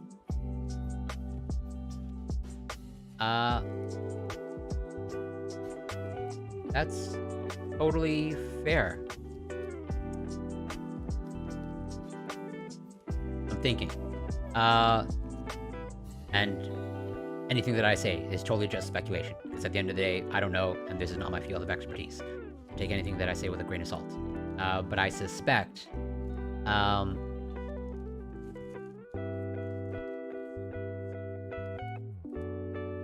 suspect it's probably not more open to authority because, let's just say, from what I understand, or what I suspect, and this is all speculation, people are actually willing to, bow to God because they view it as supernatural, right? Like a deity, or they view it as a deity. And therefore, it's worthy of sort of like bowing to, because you know it's the ultimate authority. As opposed to AI, I'm not sure. Again, I'm just totally thinking out loud. Not sure that that would hold up, just because, like, well, AI is generated by humans. Yeah. So my intuition just leans towards no, but at the end of the day, I don't actually know. I'm just sort of like thinking out loud. But it's totally a possibility. And maybe they'll test that in future research. But I suspect it's not just a matter of like being more open to authority. Just because, like, generally speaking, you know, well, I don't want to get too deep into it. But yeah, bound to authority and how people recognize authority, at least, somewhat complicated issue, from what I can tell from the psychological research. In Pre-Register Study 4, which employed an incentive-compatible experimental design with a predominantly Muslim sample, we further examined the notion that God's salience heightens the acceptance of AI relative to humans because humans are more likely to be viewed as imperfect. And also, I would say their findings are bolstered by the fact that, you know, again, assuming the people aren't lying, okay, but they could be, or, you know, self-report, there are some drawbacks and caveats to keep in mind with self-report, but you know, there's no reason to doubt, generally speaking, self-report information. But you know, they are trying to survey these people and get them to share what their motivations are, or at least they're trying to assess their subjective state when they're making these decisions. And as they highlighted earlier, when they ask the participants, you know, basically, what are your feelings? They, as they say and highlight here, analyzing the proposed psychological process, we found that God's salience evoked significantly stronger feelings of smallness, and God's salience also evoked higher beliefs of human imperfection. So it's, you know, not 100% conclusive evidence that, you know, that actually explains what's going on, but they can at least make the association of, like, yeah, these people are reporting that they feel more small when God's salience, or maybe use more appropriate language, they feel less big. And so, you know, it's decently strong association, but it's not a foregone conclusion. It's not 100% conclusive that this actually explains what's going on. And I would say we are all less big, human fallible things. Yeah, we reason that if God was made salient in a way that reinforced the perfection of God, participants would be more interested in AI than in the baseline, low God salience condition. However, if God was made salient in a way that also associated humans with perfection, participants would not show an increased preference for AI relative to the baseline, low God salience condition. So, here is where, again, they're trying to tease out, you know, what's the driving force behind what they're finding, and this pretty much might provide more elucidation to the question. So, if part of the driving force is like highlighting the imperfection of humanity leads them to be more open to AI, well, what if we boost, you know, humanity? What if we, instead of, you know, dragging people down below God, what happens when we lift people up towards God? The hypothesis being, okay, if God makes people feel small, well, what if we can get people to subjectively elevate themselves to the level of God? Hypothetically, if their hypothesis holds true, that should either eliminate or decrease people's openness to AI, right? If in fact it's this feeling of smallness and imperfection, then, well, if we elevate people and, you know, if we basically, I guess, to use maybe more religious language, to bring people closer to God, that should, you know, have an effect on their openness to AI, right? If in fact it's those subjective feelings, that subjective state of smallness and imperfection. So participants in this experiment were randomly assigned to one of three conditions: God's salience, low, high God perfection and high human perfection. Okay, so they're expanding their groups. You have the high and low God salience, and then you have the high human perfection. In the low salience condition, participants wrote about a neutral quote. In the two high God salience conditions, participants wrote about a verse from the Quran regarding either how flawless God is, or the perfection of the human form as created by God. Next, they chose one of two cryptocurrencies. One of the cryptocurrencies was ostensibly recommended by top human traders. The other was recommended by top algorithms. Participants were entered into a lottery to actually win whichever crypto coin they choose, enhancing the consequentialness of their choice. As predicted, God's salience significantly affected participants' choice, and the effect remained significant even when pre-registered variables were controlled for. The preference for the crypto coin recommended by algorithms was significantly higher in the God perfection condition than in both the low God salience and the God/human perfection conditions. This is important, and I would say, in my opinion, my subjective opinion, this increases the robustness of their findings and confidence of their findings, because they're linking it. They ran the experiment of, okay, if it is their subjective feelings of smallness, ability, and imperfection, well, they're sort of like eliminating that. Or again, they're bringing humans up to God's level or closer to God, and that appears to decrease their willingness to, go with the AI. In this case, the crypto coin. Totally Buddhism. Well, Buddhism's, I would say, arguably not a religion. I guess maybe more of a philosophy, but I'll let other people debate that. But yeah, absolutely a pathway to perfection. So I think this is pretty cool. It's not 100% again, but it's a pretty significant finding where in the high God salience, just high God salience alone, you pretty much have about half of the people. And it looks like basically the low God salience and the God human perfection, they look about the same. As in you have 35% versus 36.9%. So this is sort of like a negative control, so to speak. And I think this increases the confidence of their findings. So yeah, as they say, the relative preferences did not differ between the low salience and the God human perfection conditions.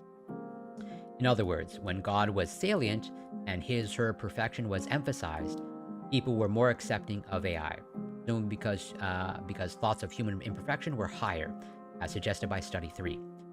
However, when God was salient but human perfection was implied, God's salience no longer increased acceptance of AI. As in previous studies, we ran two separate logistic regression models to examine the role of God belief and religious affiliation as potential moderators after collapsing the low salience and the high salience human perfection conditions.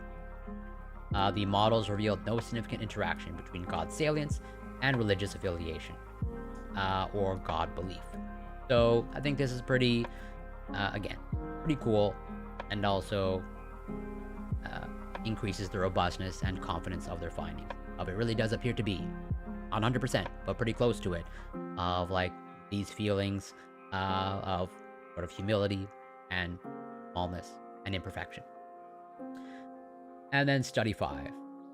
While Studies 3 and 4 provide evidence consistent with our hypothesized process, whereby God's salience heightens feelings of a small self and awareness of human imperfection, we also considered an alternative account.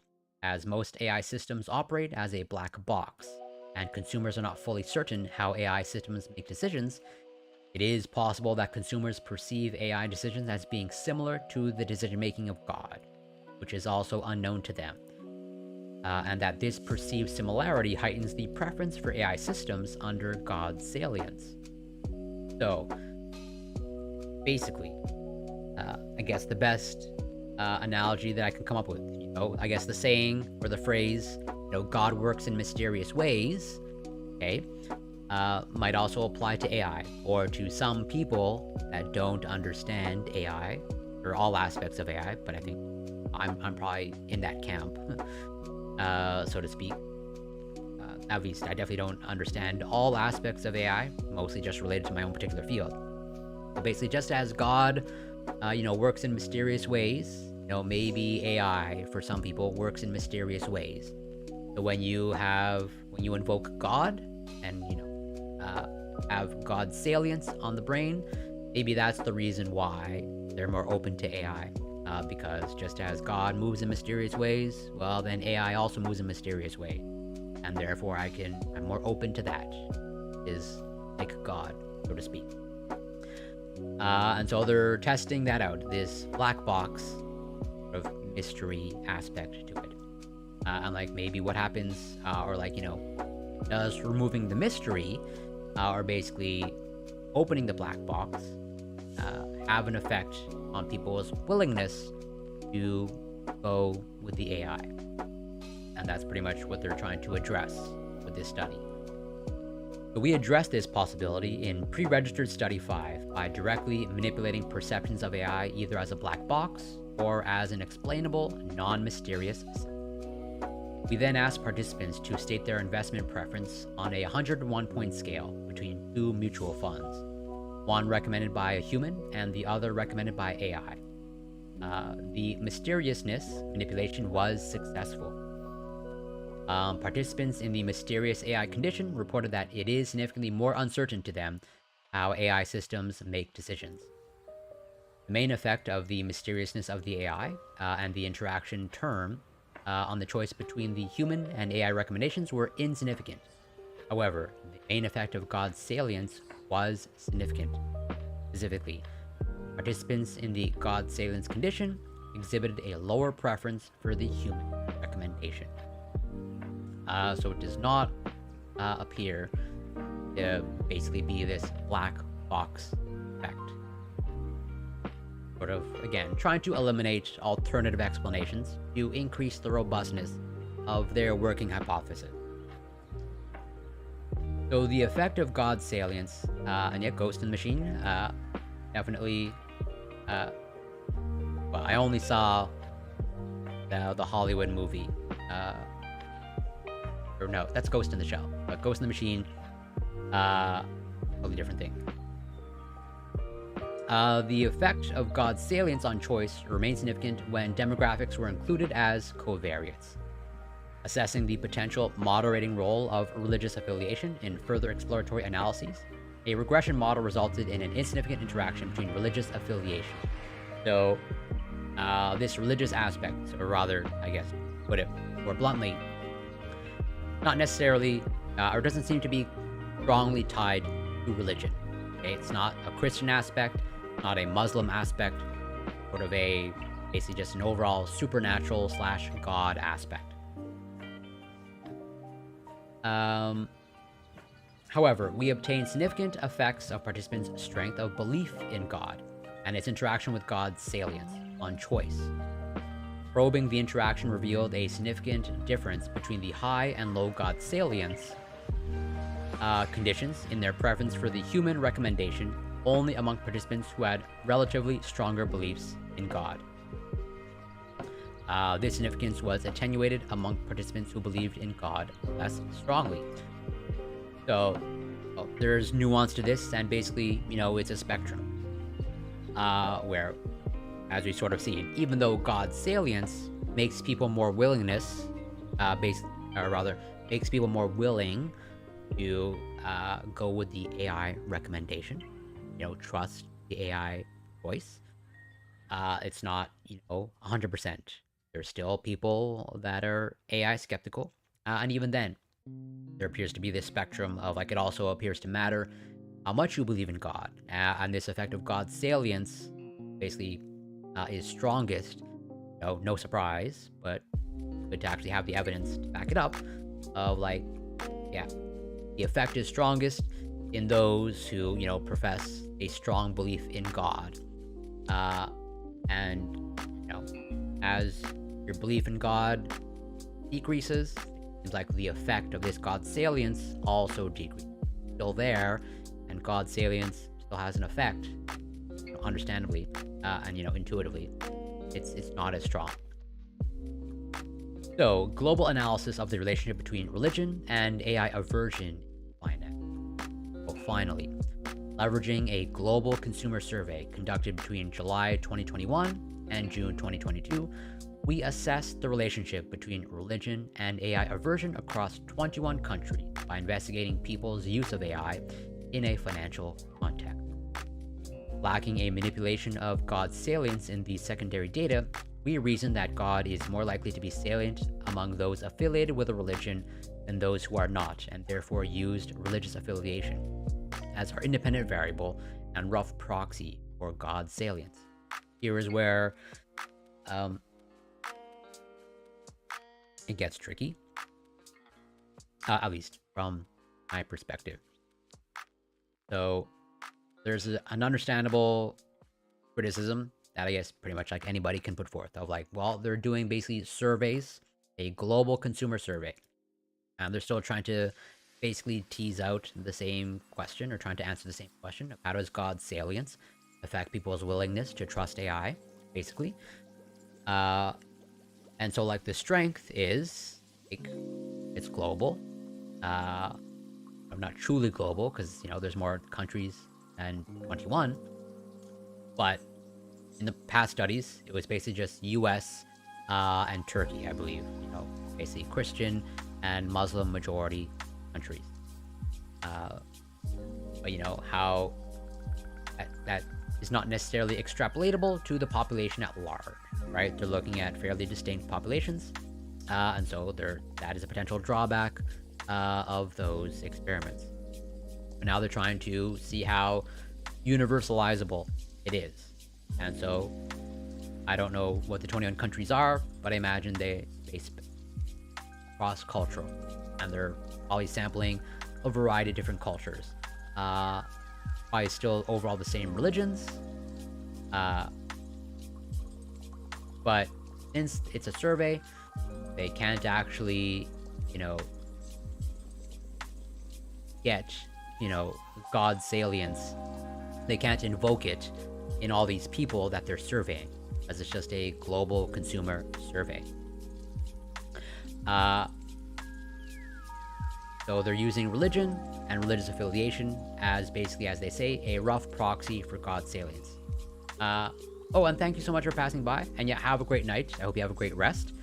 Can't thank you enough for passing by. And I also thank you for the great questions and the great feedback. Super appreciated.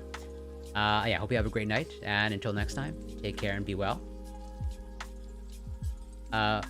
So yeah, the drawback is like they can't intervene as strongly. The strength is like they're sampling a wide variety of people cross-culturally. That's always, the trade-offs when it comes to data collection. You either get higher resolution data, generally speaking, but it's a low sample size, or in this case, they're going with a much larger sample size, but have less control over the parameters, and they're not getting this high resolution data. But I would say still, in my opinion, pretty strong in what they're doing.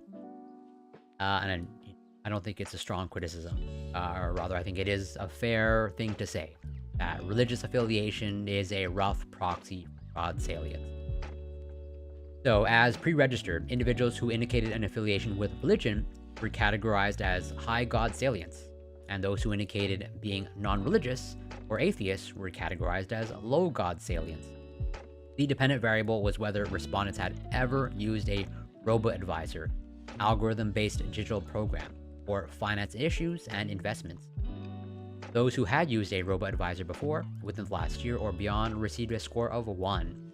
Those who had never used a robo-advisor or didn't know received a score of 0.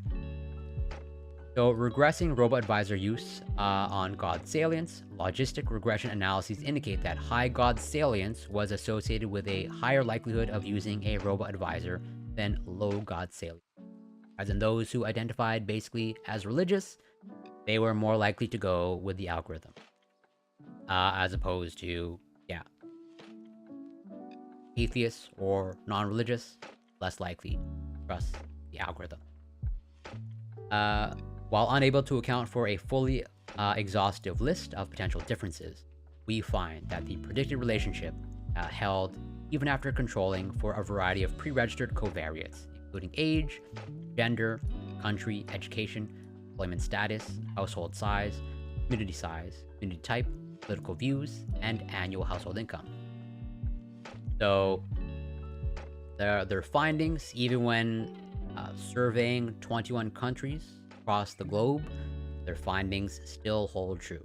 Or at least it appears that they still hold true. Trying to control for as many things as possible, that those who pretty much have God on their mind, it's fair to say that those who are religious have God on their mind, they're more likely to trust an algorithm or AI. Finally, the effect of God's salience on robo-advisor use was generally consistent across individual countries. The hypothesized relationship was supported at least directionally across all countries, though Mexico and Spain were particularly far from reaching statistical significance.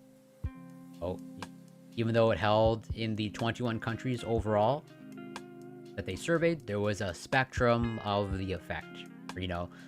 Basically, there was either, depending on the country, there was a strong effect versus, as they highlight, Spain and Mexico, there was an effect, but, basically an insignificant effect. And they're pretty much showing in this figure here the strength of the effect of God's sale. And it seems like India had a really strong effect. Let's see. Yeah. Highlight. Of note, even omitting India, the country exhibiting the strongest effect, the effect across the remaining countries is significant. The hypothesized pattern was also consistent across different religious denominations. Affiliation with each religious denomination showed a higher likelihood of robo-advisor use than a lack of religious affiliation. So, wrapping up, summarizing all their findings across multiple studies that they conducted. I think they conducted quite a few studies on a range of locations, from the United States to Turkey to, that global consumer survey. So AI is now a ubiquitous part of everyday life for much of the world, perhaps even akin to the pervasiveness of God. Given the diminished role of humans when viewed in relation to God and within AI operations, might there be a relationship between how thoughts of God affect people's reactions to AI? Across several studies, our research demonstrates that thinking about God leads people to be more willing to accept recommendations from AI systems than they otherwise would. The results hold across a variety of recommendation contexts: financial, health, entertainment decisions, religious beliefs, and research methodologies. Right. So, as mentioned, they sort of test multiple levels of decision making, so like the trivial music choice, movie choice, to financial and health decisions, and the results seem to hold. Yeah, absolutely, I 1000% agree with you, Boy Meets Mini, where I think that's just another strength to this research. The fact that it is a strength that they did in the beginning to two countries, and I think it's fair to say two culturally distinct countries, United States and Turkey. But the robustness and the quality of the research is, I would agree with you 1000%, greatly enhanced by the fact that they did sort of an around the world survey, so that to hopefully minimize sort of the West-centric bias. So, thoughts of God lead individuals to feel smaller, rendering them more likely to recognize the fallibility of humans. They therefore find it less essential to rely on humans when making decisions, and are more accepting of AI-based recommendations. Importantly, these results extend prior research on the role of religion in decision-making. Prior research has largely focused on how religion affects social and moral decision-making. Present findings suggest that religion has important implications for a wide swath of decisions, particularly as it relates to how decisions are made in the face of new technologies that mimic the traditional role of humans. by drawing a connection between how people view humans in relation to God, that is, as smaller and flawed, and the decreased role that humans embody in AI, our work has broad implications for understanding the acceptance of AI as a decision-making tool. We also acknowledge the counterintuitiveness of the findings at first glance. This was highlighted pretty much from the beginning of the stream. Of like, hey, this seems counterintuitive. What's going on here? And I would pretty much have the same sentiment when I read the title of the paper. Like, oh, that doesn't seem right. And this is, a testament to the importance of science, of, where our intuitions can be clearly wrong or, maybe not that accurate. Because if someone would have asked me the question of just like asking the question of like, well, religious people versus not religious people, who would be more likely to, adopt or be open to using AI? I almost certainly, probably 99% certain that I would choose, those who are not religious, the secular people, more likely to adopt this new technology, specifically AI. I would have been wrong. But this is one of the reasons, of the variety of reasons, why science, hopefully actually test our intuitions and hopefully point out when our intuitions come to incorrect or inaccurate conclusions. So, and they sort of expand on this. So based on popular assumptions, one might assume that God's salience leads to greater conservatism, less openness to new experiences, and decreased risk-taking, suggesting that people might be less open to the novel technology that drives AI when God is. However, empirical evidence provides a more complex picture. For example, prior research suggests that God's salience may not necessarily lead to greater conservatism. While religious identification is positively associated with conservatism, spiritual identification is negatively associated with conservatism. So, sort of teasing out or making the distinction between religiosity and spirituality. I think that's a good distinction, because I consider myself definitely not religious at all, but I do consider myself a spiritual person. So moreover, research suggests that there is no conclusive evidence that thoughts of God lead people to be more close-minded. Finally, God's salience often leads to greater risk-taking, as long as one's morals are not implicated. One key question raised by our findings, however, is the extent to which the effect of God's salience on algorithm aversion is dependent upon the existence of underlying religious beliefs. Well, I do my best, as honest as possible and transparent. I think it's important, for sure. We find few and inconsistent interactions between God's salience and God belief or religious affiliation across studies. So yeah, it's not necessarily, as they're sort of going to expand upon, not this religious aspect. Doesn't necessarily have to be like, a specific belief in God. Really just highlighting. Oh, something happened. Oh, music just abruptly stopped, so I thought maybe I lost connection or something. But yeah, the God salience is pretty much, at the end of the day, all you really want to invoke. Okay, we're indirectly invoking a state of mind. Okay, where God salience just happens to instill and remind people that humans are imperfect. Okay, but you can do that. You don't need God's salience to get people to recognize that humans are imperfect and fallible. It just happens to probably just, in this case, be a convenient way of doing that. And, widely accessible to pretty much like virtually everyone on the planet.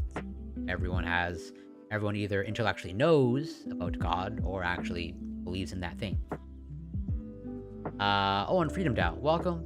Great to see you. Hope you're doing well. And yeah, that was my instinct too, 100%.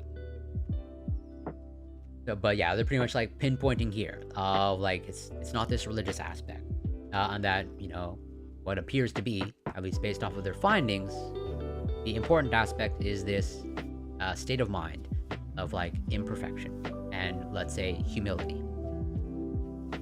So we therefore reason that the salience of God, irrespective of specific religious beliefs, is enough to activate a smaller sense of self and a recognition of human fallibility. This is supported by work that demonstrates that thoughts of the divine enhance humility among those who are religious and those who are not. You don't need to be religious to have humility, just as you don't need religion to be spiritual. And I would say, and I think it's pretty clear that you don't need God to be reminded that humans are imperfect, that we're all flawed, and that we make mistakes, self included. It's just not always at the forefront of our brains. There are likely implicit associations about supernatural beings learned early in life, regardless of one's religious identification, and these implicit associations, such as God being vast and perfect, while humans are small and imperfect, are automatically activated regardless of one's religious identification. So it's probably just convenient that, pretty much everyone has this kind of, I guess, indoctrinated in them in some fashion or another across the world. We also note that while an important meta-analysis found that religious priming effects are stronger among believers or those who self-report higher levels of religiosity, research also suggests that this effect may be moderated by experimental design and procedure-related issues, such as the priming technique or the concepts used for priming religion. Since different religious concepts generate different cognitive and motivational reactions. In fact, several studies that used relatively more explicit priming methods that induce God-related thoughts find religious priming effects that are not moderated by the level of religiosity or belief in God. Our findings thus speak to the ongoing discussion on whether the effects of religious priming are universal, that is, reflecting general, universal associations about the capabilities or qualities of God, or related to religious engagement, that is, reflecting culture-specific values that are taught through one's religious upbringing.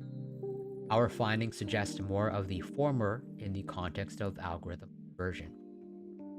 It is important to note, however, that while religious affiliation is not necessary to see the effect of God's salience on algorithm aversion, it is likely that God is more salient among those with an underlying religious affiliation, as they are more likely to intentionally and frequently interact with God.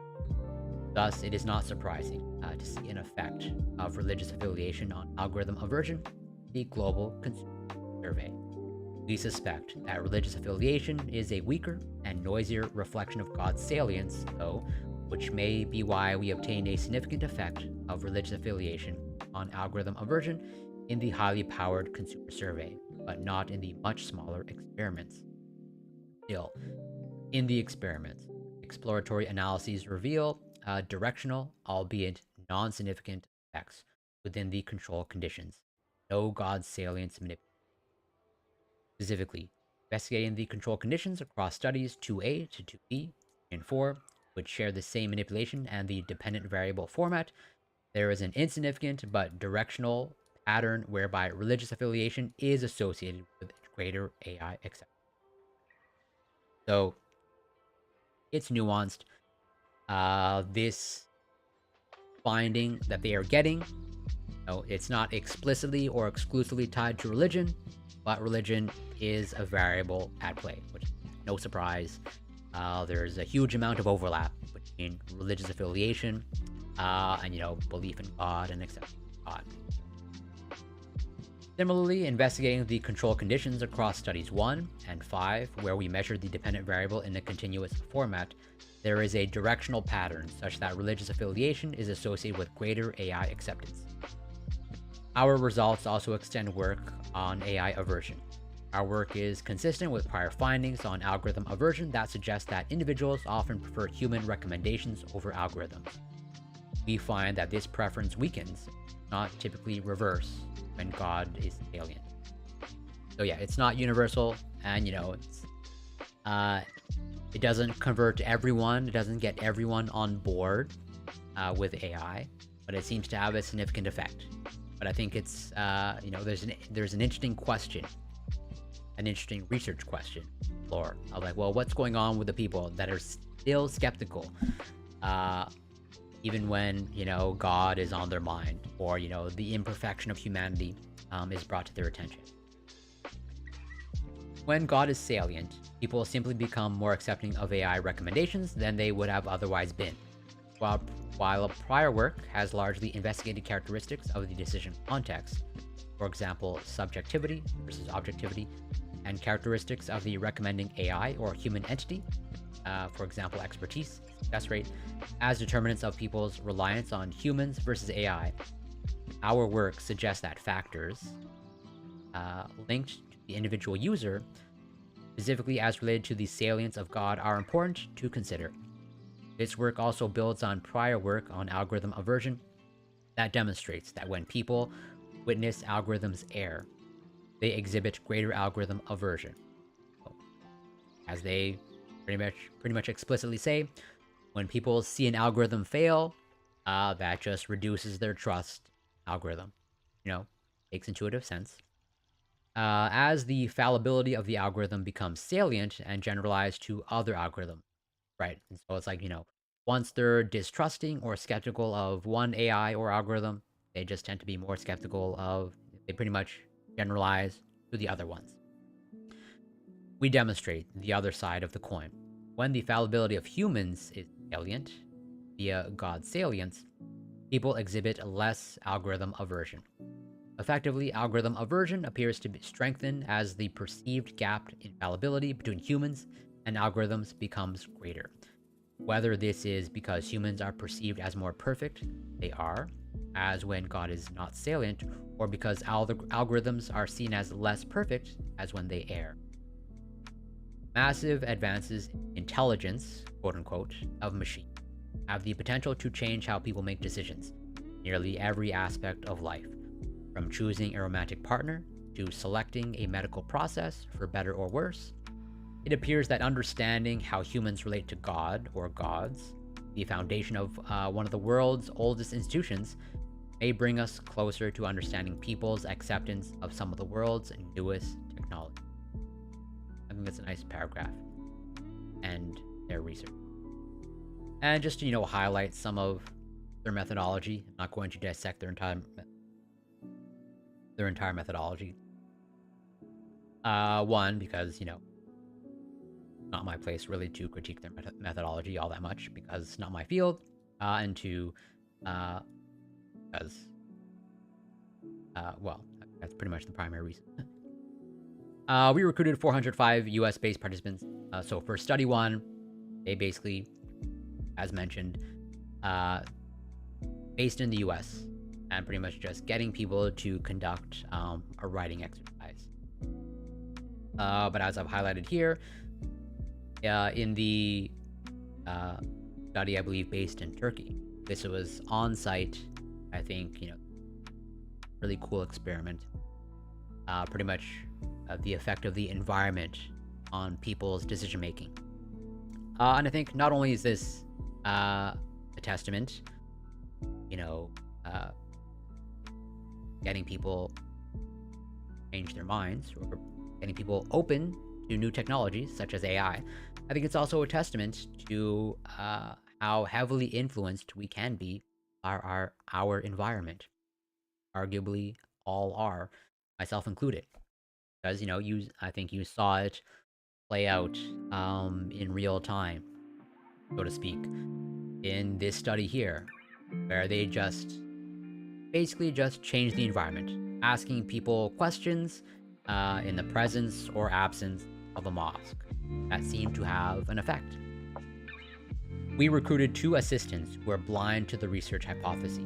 They collected the data simultaneously by recruiting participants, 350 people, around a mid-sized mosque, Turkey.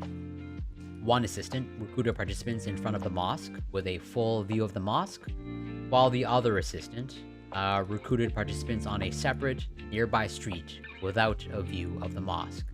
And even just whether the mosque is in view or not appeared to have an effect on the decision that they made, or whether or not they were willing to trust the AI or algorithm or not.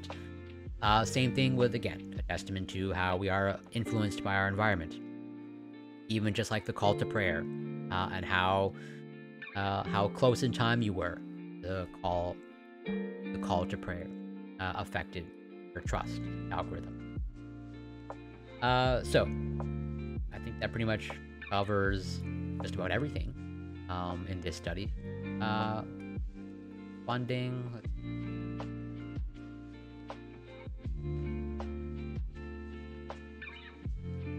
Adjust for funding or conflict of interest.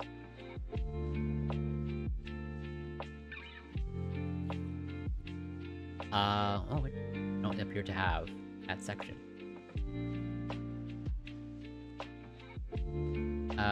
Maybe just in the acknowledgements. Helpful feedback. Okay. Well, I assume for actual conflicts of interest. Can't imagine that there's any major conflicts of but it's very curious that they don't mention what's funded by. Funded by the research. Either way, super cool, and no reason to doubt findings that they're getting here.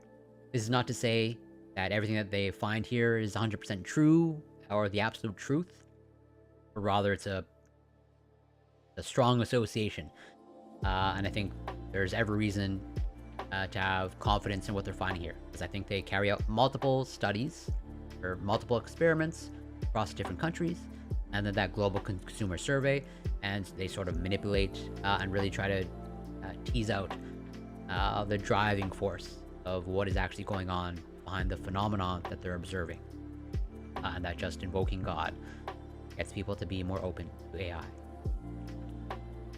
And then expanding more on AI. This is a shorter story and expands upon what they what they covered in the study of like, hey, we are just living in the world of AI, and just more and more AI is just be bleeding into our lives, maybe every aspect of our lives. So will AI replace cardiologists and turn them into managers?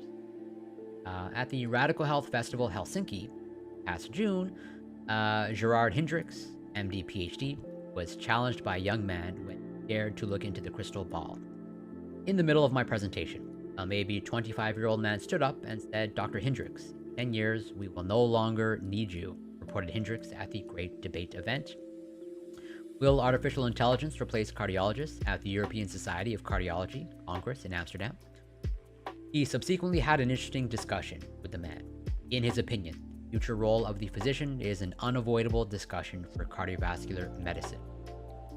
Hendricks, from the University of Leipzig in Germany, I'm sure I'm butchering that pronunciation, considered artificial intelligence in cardiology to be potentially the most important topic of the Congress, and suggested that we have to be more open to introducing new technologies into our practice.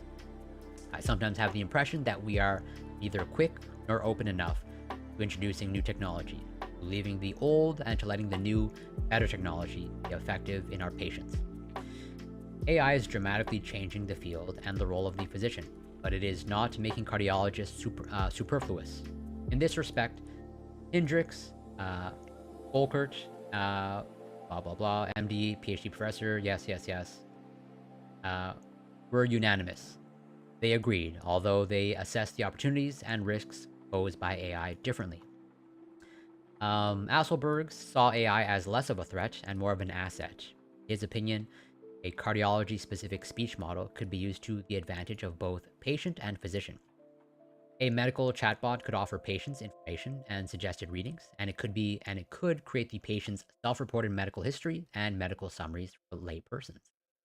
For physicians, medical chatbot could be beneficial in the creation of patient reports, the selection of relevant literature, the creation of automated laboratory orders, the review of clinical discharge reports for consultations, and for processing the consultations, as well as for complying with guidelines.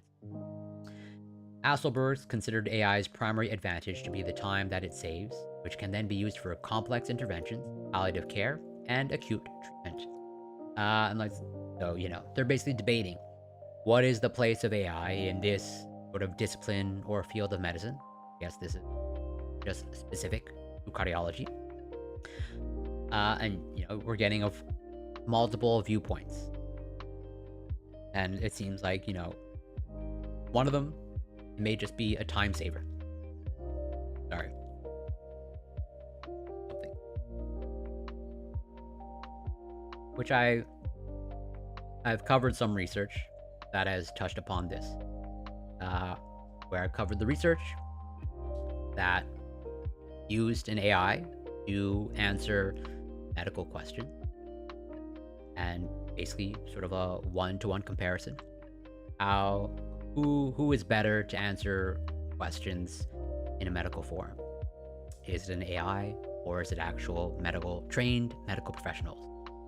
And well, from that research, or rather in that research, the AI performed better than the medical professionals, and it outperformed the medical professionals in multiple aspects. Obviously, the AI is quicker because the AI doesn't need fingers to type, it can just generate text.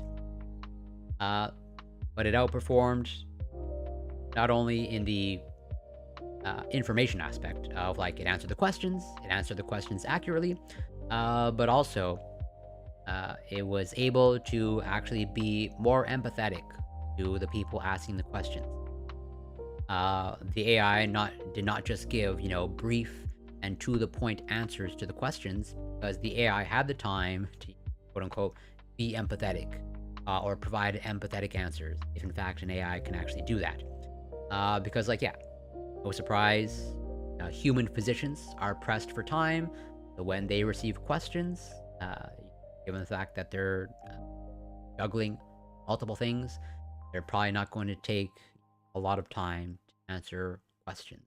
And so they're probably just gonna, as I highlighted in the research, like they just gave straight to the point answers to the question, as opposed to the AI. They generally gave more thorough answers to the questions, more detail, and actually, conveyed empathy in their answers. I think it's super cool. And that is a potential time saver of it's in the pipeline where you might be able to solicit or get, basic medical questions answered just through, sort of a virtual medical assistant. Oh, and Kilo, welcome. Great to see you. And shout out to you. Hope you're doing well. If you're not following Kilo, you absolutely should be. Involved in Twitch politics, and is getting into the panel space, or is already in the panel space, hosting great panels. Doctors are incentivized to cut their time with pay. Yeah, that is so I'm coming from the Canadian perspective, but I'm pretty sure it holds true in the American system. Maybe holds true even more. But yeah, not only are they incentivized, so here, Canada, or I guess it should be province. And it's absolutely my pleasure to give you a shout out. Anybody that's looking to get into the panel space and improve it, you have my full support, absolutely. But yeah, so here in Quebec, I believe, given it's a public healthcare system, there's a lot of pressure on doctors, and our healthcare system is kind of crumbling. So there's a huge doctor shortage, and I think it's changed recently. But I believe sort of there was like an incentive, as you sort of highlight, Kilo, basically spend as little as time as possible with not as possible, but really limit it, because they have so many patients to see.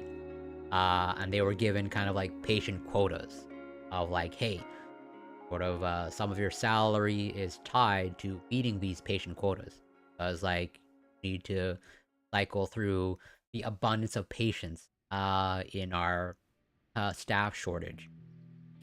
And so yeah, the incentive and the pressure is there for doctors to pretty much not spend a lot of time with patients. And I think that holds true in the United States. And yeah, you are correct. Not only is AI not susceptible to those, bad incentives, I would say, or perverse incentives, but like it can pretty much do some things really quickly and automatically. Where, especially in the study, maybe I should probably just like bring it up. What category did I in? Can't remember.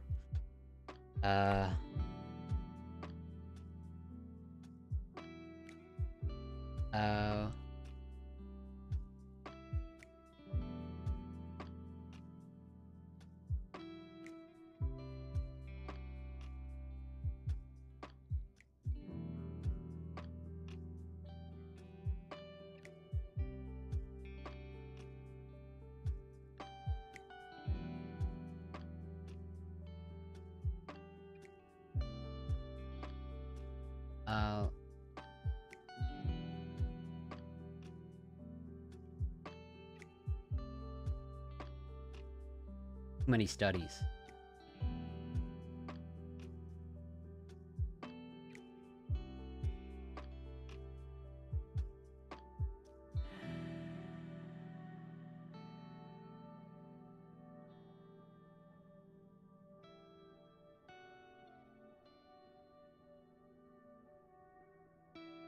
Trying to think of keywords.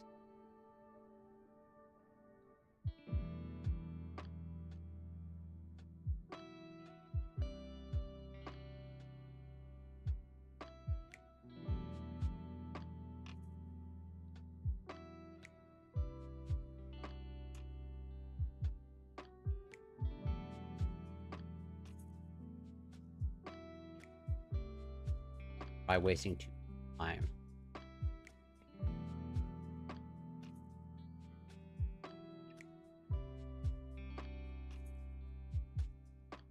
Well, I don't want to bore people as I'm searching through all the studies that I have. I know that I have it, I just can't remember the title. So, but yeah, totally AI I think has this and potential time-saving effect, especially in that example that I gave, that study that I'm alluding to actually did, of like just answering patient questions, and doctors don't have to type, and it actually provides accurate information.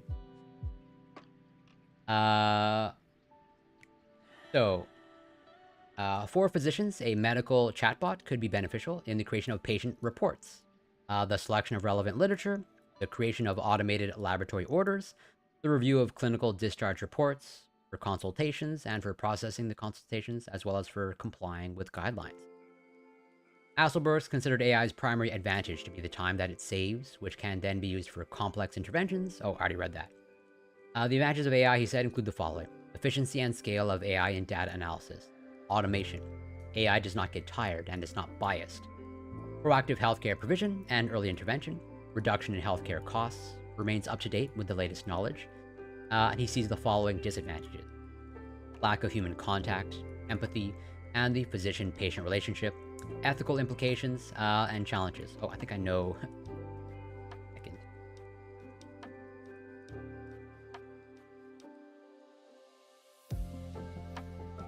I'm really determined to find this stuff.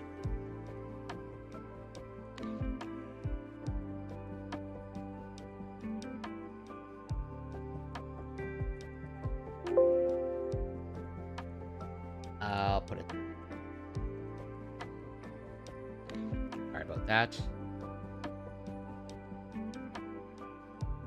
I know that I have it.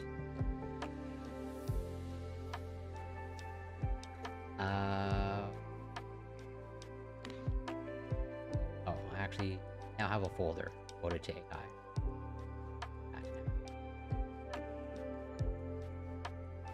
There we go. Okay. Not crazy, but not that crazy.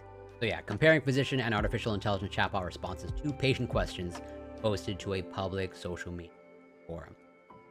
And like, yeah, the Journal of the American Medical Association, Internal Medicine, and as highlighted here, A chatbot generated quality and empathetic responses to patient questions posed in an online forum. And it seems to basically outperformed the actual human physicians.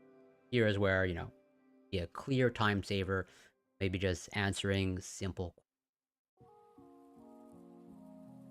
and not only just providing accurate information, but maybe more compassion, which is a little bit perverse to think about coming from an AI, but I guess that's the trade-off. Like, the AI has more time to be compassionate, as opposed to the human doctor is pressed for time and arguably, incentivized to not take the time to be compassionate.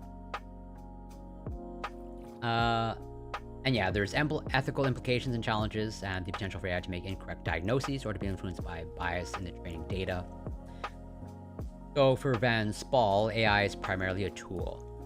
A generative AI could create useful materials such as images, videos, text, sound, 3D models, virtual environments, notes for clinical visits, medical summaries, and answers to clinical queries. But the use of AI can lead to misinformation and expose the patient to risk, and there are no laws regulating liability. Van Spal stressed that AI could greatly increase efficiency. For example, in echocardiography, chamber volumes and function can be quantified automatically. ECGs can be interpreted automatically, and here's where, so I'm probably going to be covering this research more because I have some of it already. But here is where this might be one of the big advantages of AI, because, part of medicine and healthcare is like reading basically data gathered through x-rays, data gathered through MRI, CAT scans, and I think as of now, generally speaking, let's say when it comes to AI, or not, when it comes to, let's say, x-rays, okay, and CAT scans, and let's say fMRI, I believe right now, generally speaking, those are read and interpreted by humans. Radiologists are a thing, which that is pretty much like part of their job, basically, to look at medical imaging and read, translate, interpret them. And I believe the AI is being developed here to basically,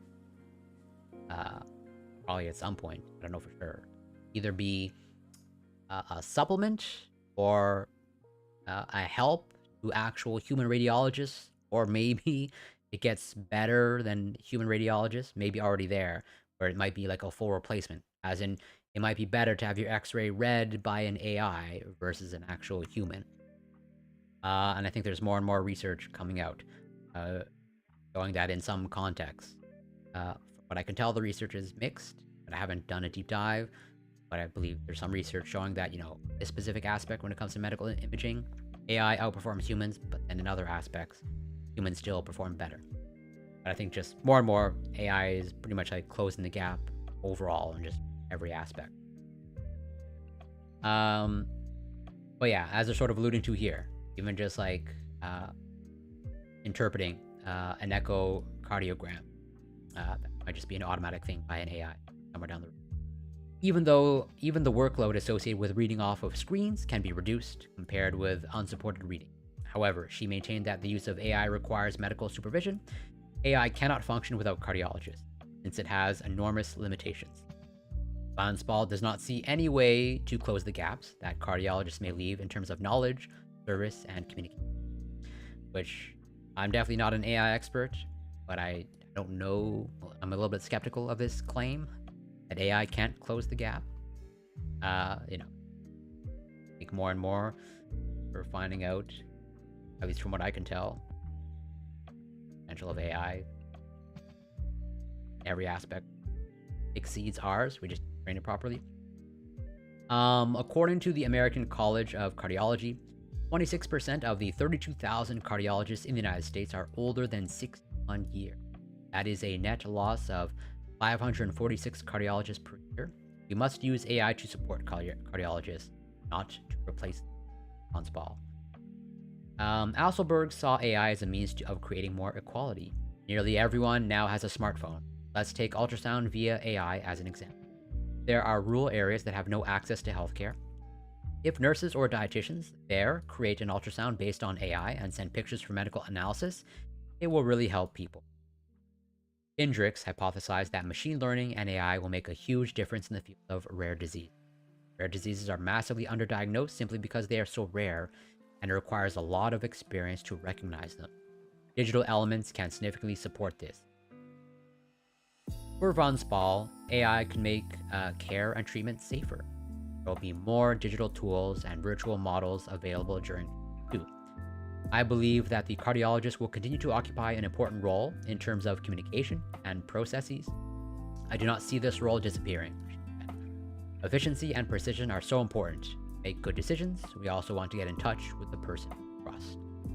For Asselberg's, the role of cardiologist will change to one of a more joint decision making, more discussion with our patients. I think this is the direction we're heading in. Which, if true, great.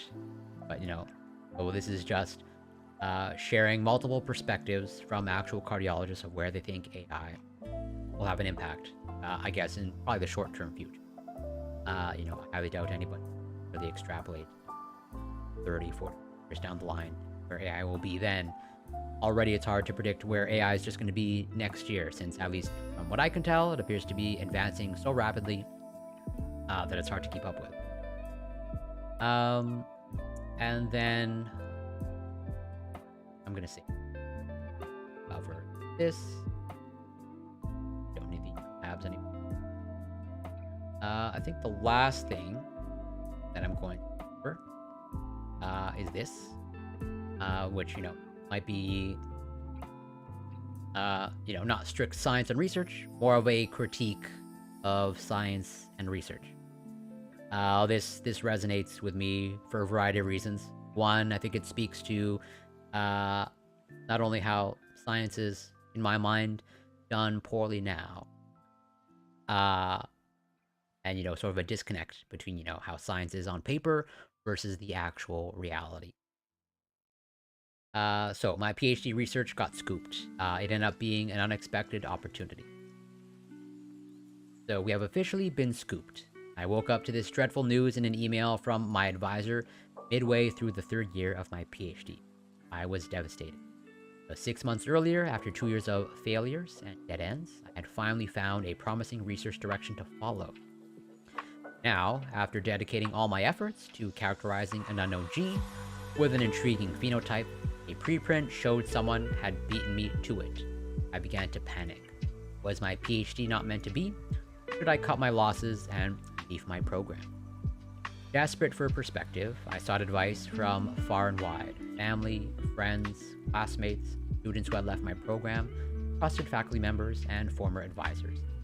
In the end, I realized that no one could make the decision for me. I was the only one who could choose. So, in the words of Marie Kondo, I began to look for things that sparked joy. I thought about how, ever since learning why clouds form different shapes in 4th grade, I can't help but share fun science facts with friends and family. I remembered how watching the movie Twilight as a young teen had introduced me to mitosis and cellular division, and spurred me to pursue molecular biology. Which, I guess if there's any positives to Twilight, this would be one of them. Although I'm not gonna lie, Twilight is a little bit of a guilty pleasure for me. Not that I recognize them as good movies or good films. It's more on the category of so bad they're good that I can get entertainment value from that. I thought fondly back to the statewide conferences I loved attending as an undergraduate, where students presented all sorts of research, and every interaction left me refueled and eager to learn more about different fields of science. I had embarked on a PhD because I was excited to solve mysteries of the natural world, and I had dreams of becoming a university professor, igniting curiosity in young minds. But after reflecting on what gave me joy, I saw a new career path: informing and inspiring the public about scientific knowledge, communicator. I still had to decide whether to finish my PhD. I had no clear research project and would probably have to start from scratch. If I continued, would I be able to finish on time? And if I did, would that set me up for a better science communication Knowing my future did not include research. My advisor and I discussed how we might scale back our ambitions for my PhD project. I also sought advice from professionals working in science communication. Some said having a PhD could give me an advantage with potential employers. Others said all that mattered was whether I could effectively communicate complex scientific topics. Again, only I could decide. It was a risk. After much debate, I decided I would rather spend a few more years trying to get the PhD, in case it turned out to be an asset in the future. In the meantime, I sought every opportunity I could to explore science communication and develop my skill. I joined my university's newspaper, classes, and online certification programs, and completed a communication internship at a journal. It wasn't easy to convince my advisor that these were worthwhile endeavors, but eventually he came around and became my biggest supporter, and even started to work on becoming a better science communicator himself. 2 years have passed since I got scooped. I've spent long hours brainstorming for project leads and testing simple hypotheses in the lab. I've reduced the scope of the research to publishable in smaller journals, and thanks to a project that yielded quick and promising results, I will soon finish. With plans to find a role in science communication after I graduate. In conversations with my classmates, finding that many have postponed addressing the question of what they will do after grad school, which often leaves them scrambling toward the end. I probably would have been in the same boat if I hadn't been scooped, but with the benefit of hindsight, I'm grateful it happened. Losing my project forced me to reflect on my desires and find an unexpected direction toward a brighter. So, even though this ends, I guess, on a positive note, in that they're grateful for the fact that, as they say, they got scooped. One of the reasons why this resonated with me, because, just the fact that this happened, I would say is a testament to how science is poorly done, or how it functions poorly in reality. Where, given our current model of scientific publication, all that seems to really matter is, whether you actually come up with something new and novel. And so it's, a competition between researchers and research groups of like who can discover the new thing first. And I don't think that's inherent science, or at least that's not part, in my mind, of the actual scientific process. It's like, at least the way it's marketed to me and the way I understand it, wrong, but it should be a collaborative effort. We are all presumably striving towards the same thing in terms of understanding the world, finding truth, so to speak. And so, like, why should getting scooped be like a bad thing? Or like, why should that stop your research, right? Where pretty much that is what happened. Where it's like, oh, you were working on something, turns out someone else was working on the same thing or a similar thing, and therefore, there's no reason for you to continue. And that's, in my mind, that's not how it should be. Because part of science is replication or reproducibility. And so there's actual value in like repeating something that someone has already done. And so like that, in my mind, that should be publishable. That is a contribution to the scientific endeavor. Of like, oh yes, so what if someone else discovered or like happened to answer a question that you were also trying to answer? Well, you can still answer the question on your end, because like that shows that's the reproducibility aspect.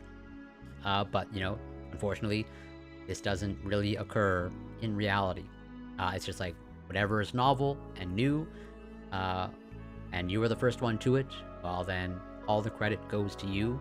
And then like, just like in the example given here, you've got to sort of abandon your ambition. And like, yeah, in my mind, no surprise, there's a replication crisis in science. Because like, we don't value replication. Why should getting scooped be a thing at all? Just be able to continue, maybe not replicate exactly what they were doing, although there's totally value and utility to that. But still answering the same question, but maybe through a different methodology, which that is totally a thing as well. And so, it worked out for this person, which is great. But I totally know people that, like, they invested a lot of time, pursuing a specific research question. And like, yeah, they had to like abandon it, or it really set them back many, many years. Because like whatever reason, don't value reproducibility. Even though, we all talk about it, and presumably we all label ourselves as scientists, and yet we don't uphold the value of reproducibility. At least we don't really uphold it all that strongly. And I think this is a clear example of that.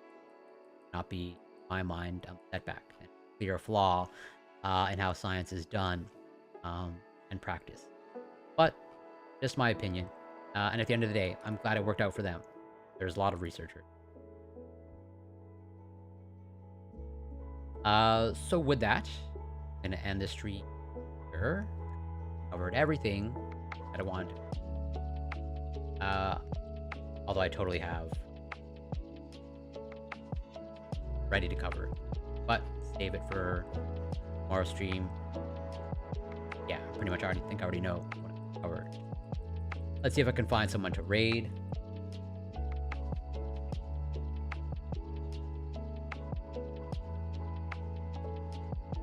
Astro Canuck is streaming. Pretty much like obliged.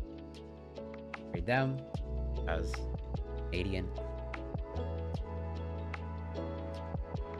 I'm gonna set that up.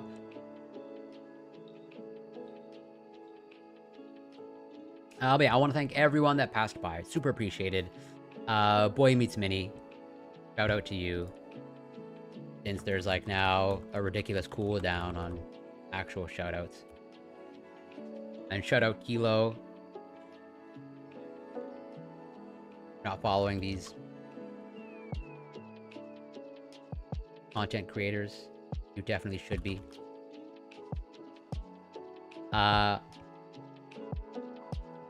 Yeah, thank you, Boy Meets Mini, Kilo, Bob Marley, Surnu, Lesbian Hot Sauce, Neuralicia, and anybody else that I'm forgetting, Kitty, definitely can't forget you. The peer review, thank you so much for the sub. I believe I have some follows, some off-stream follows to thank. Thank you, Followedus, for the follow. Thank you, Mitch, Zauberfish, Alflin Pog Farm, and anybody else that I forgot, I apologize. And Rafa is God, Doffy, can't forget you.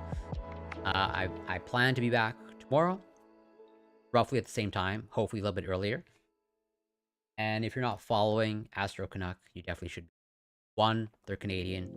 2, they have pretty much like the most interactive and coolest setup. They also are a science and tech streamer. They do astrophotography, and those aren't reason enough. I don't know what else to say, but you should be following them. And until next time, take care, be well, be kind, and yeah, see you tomorrow.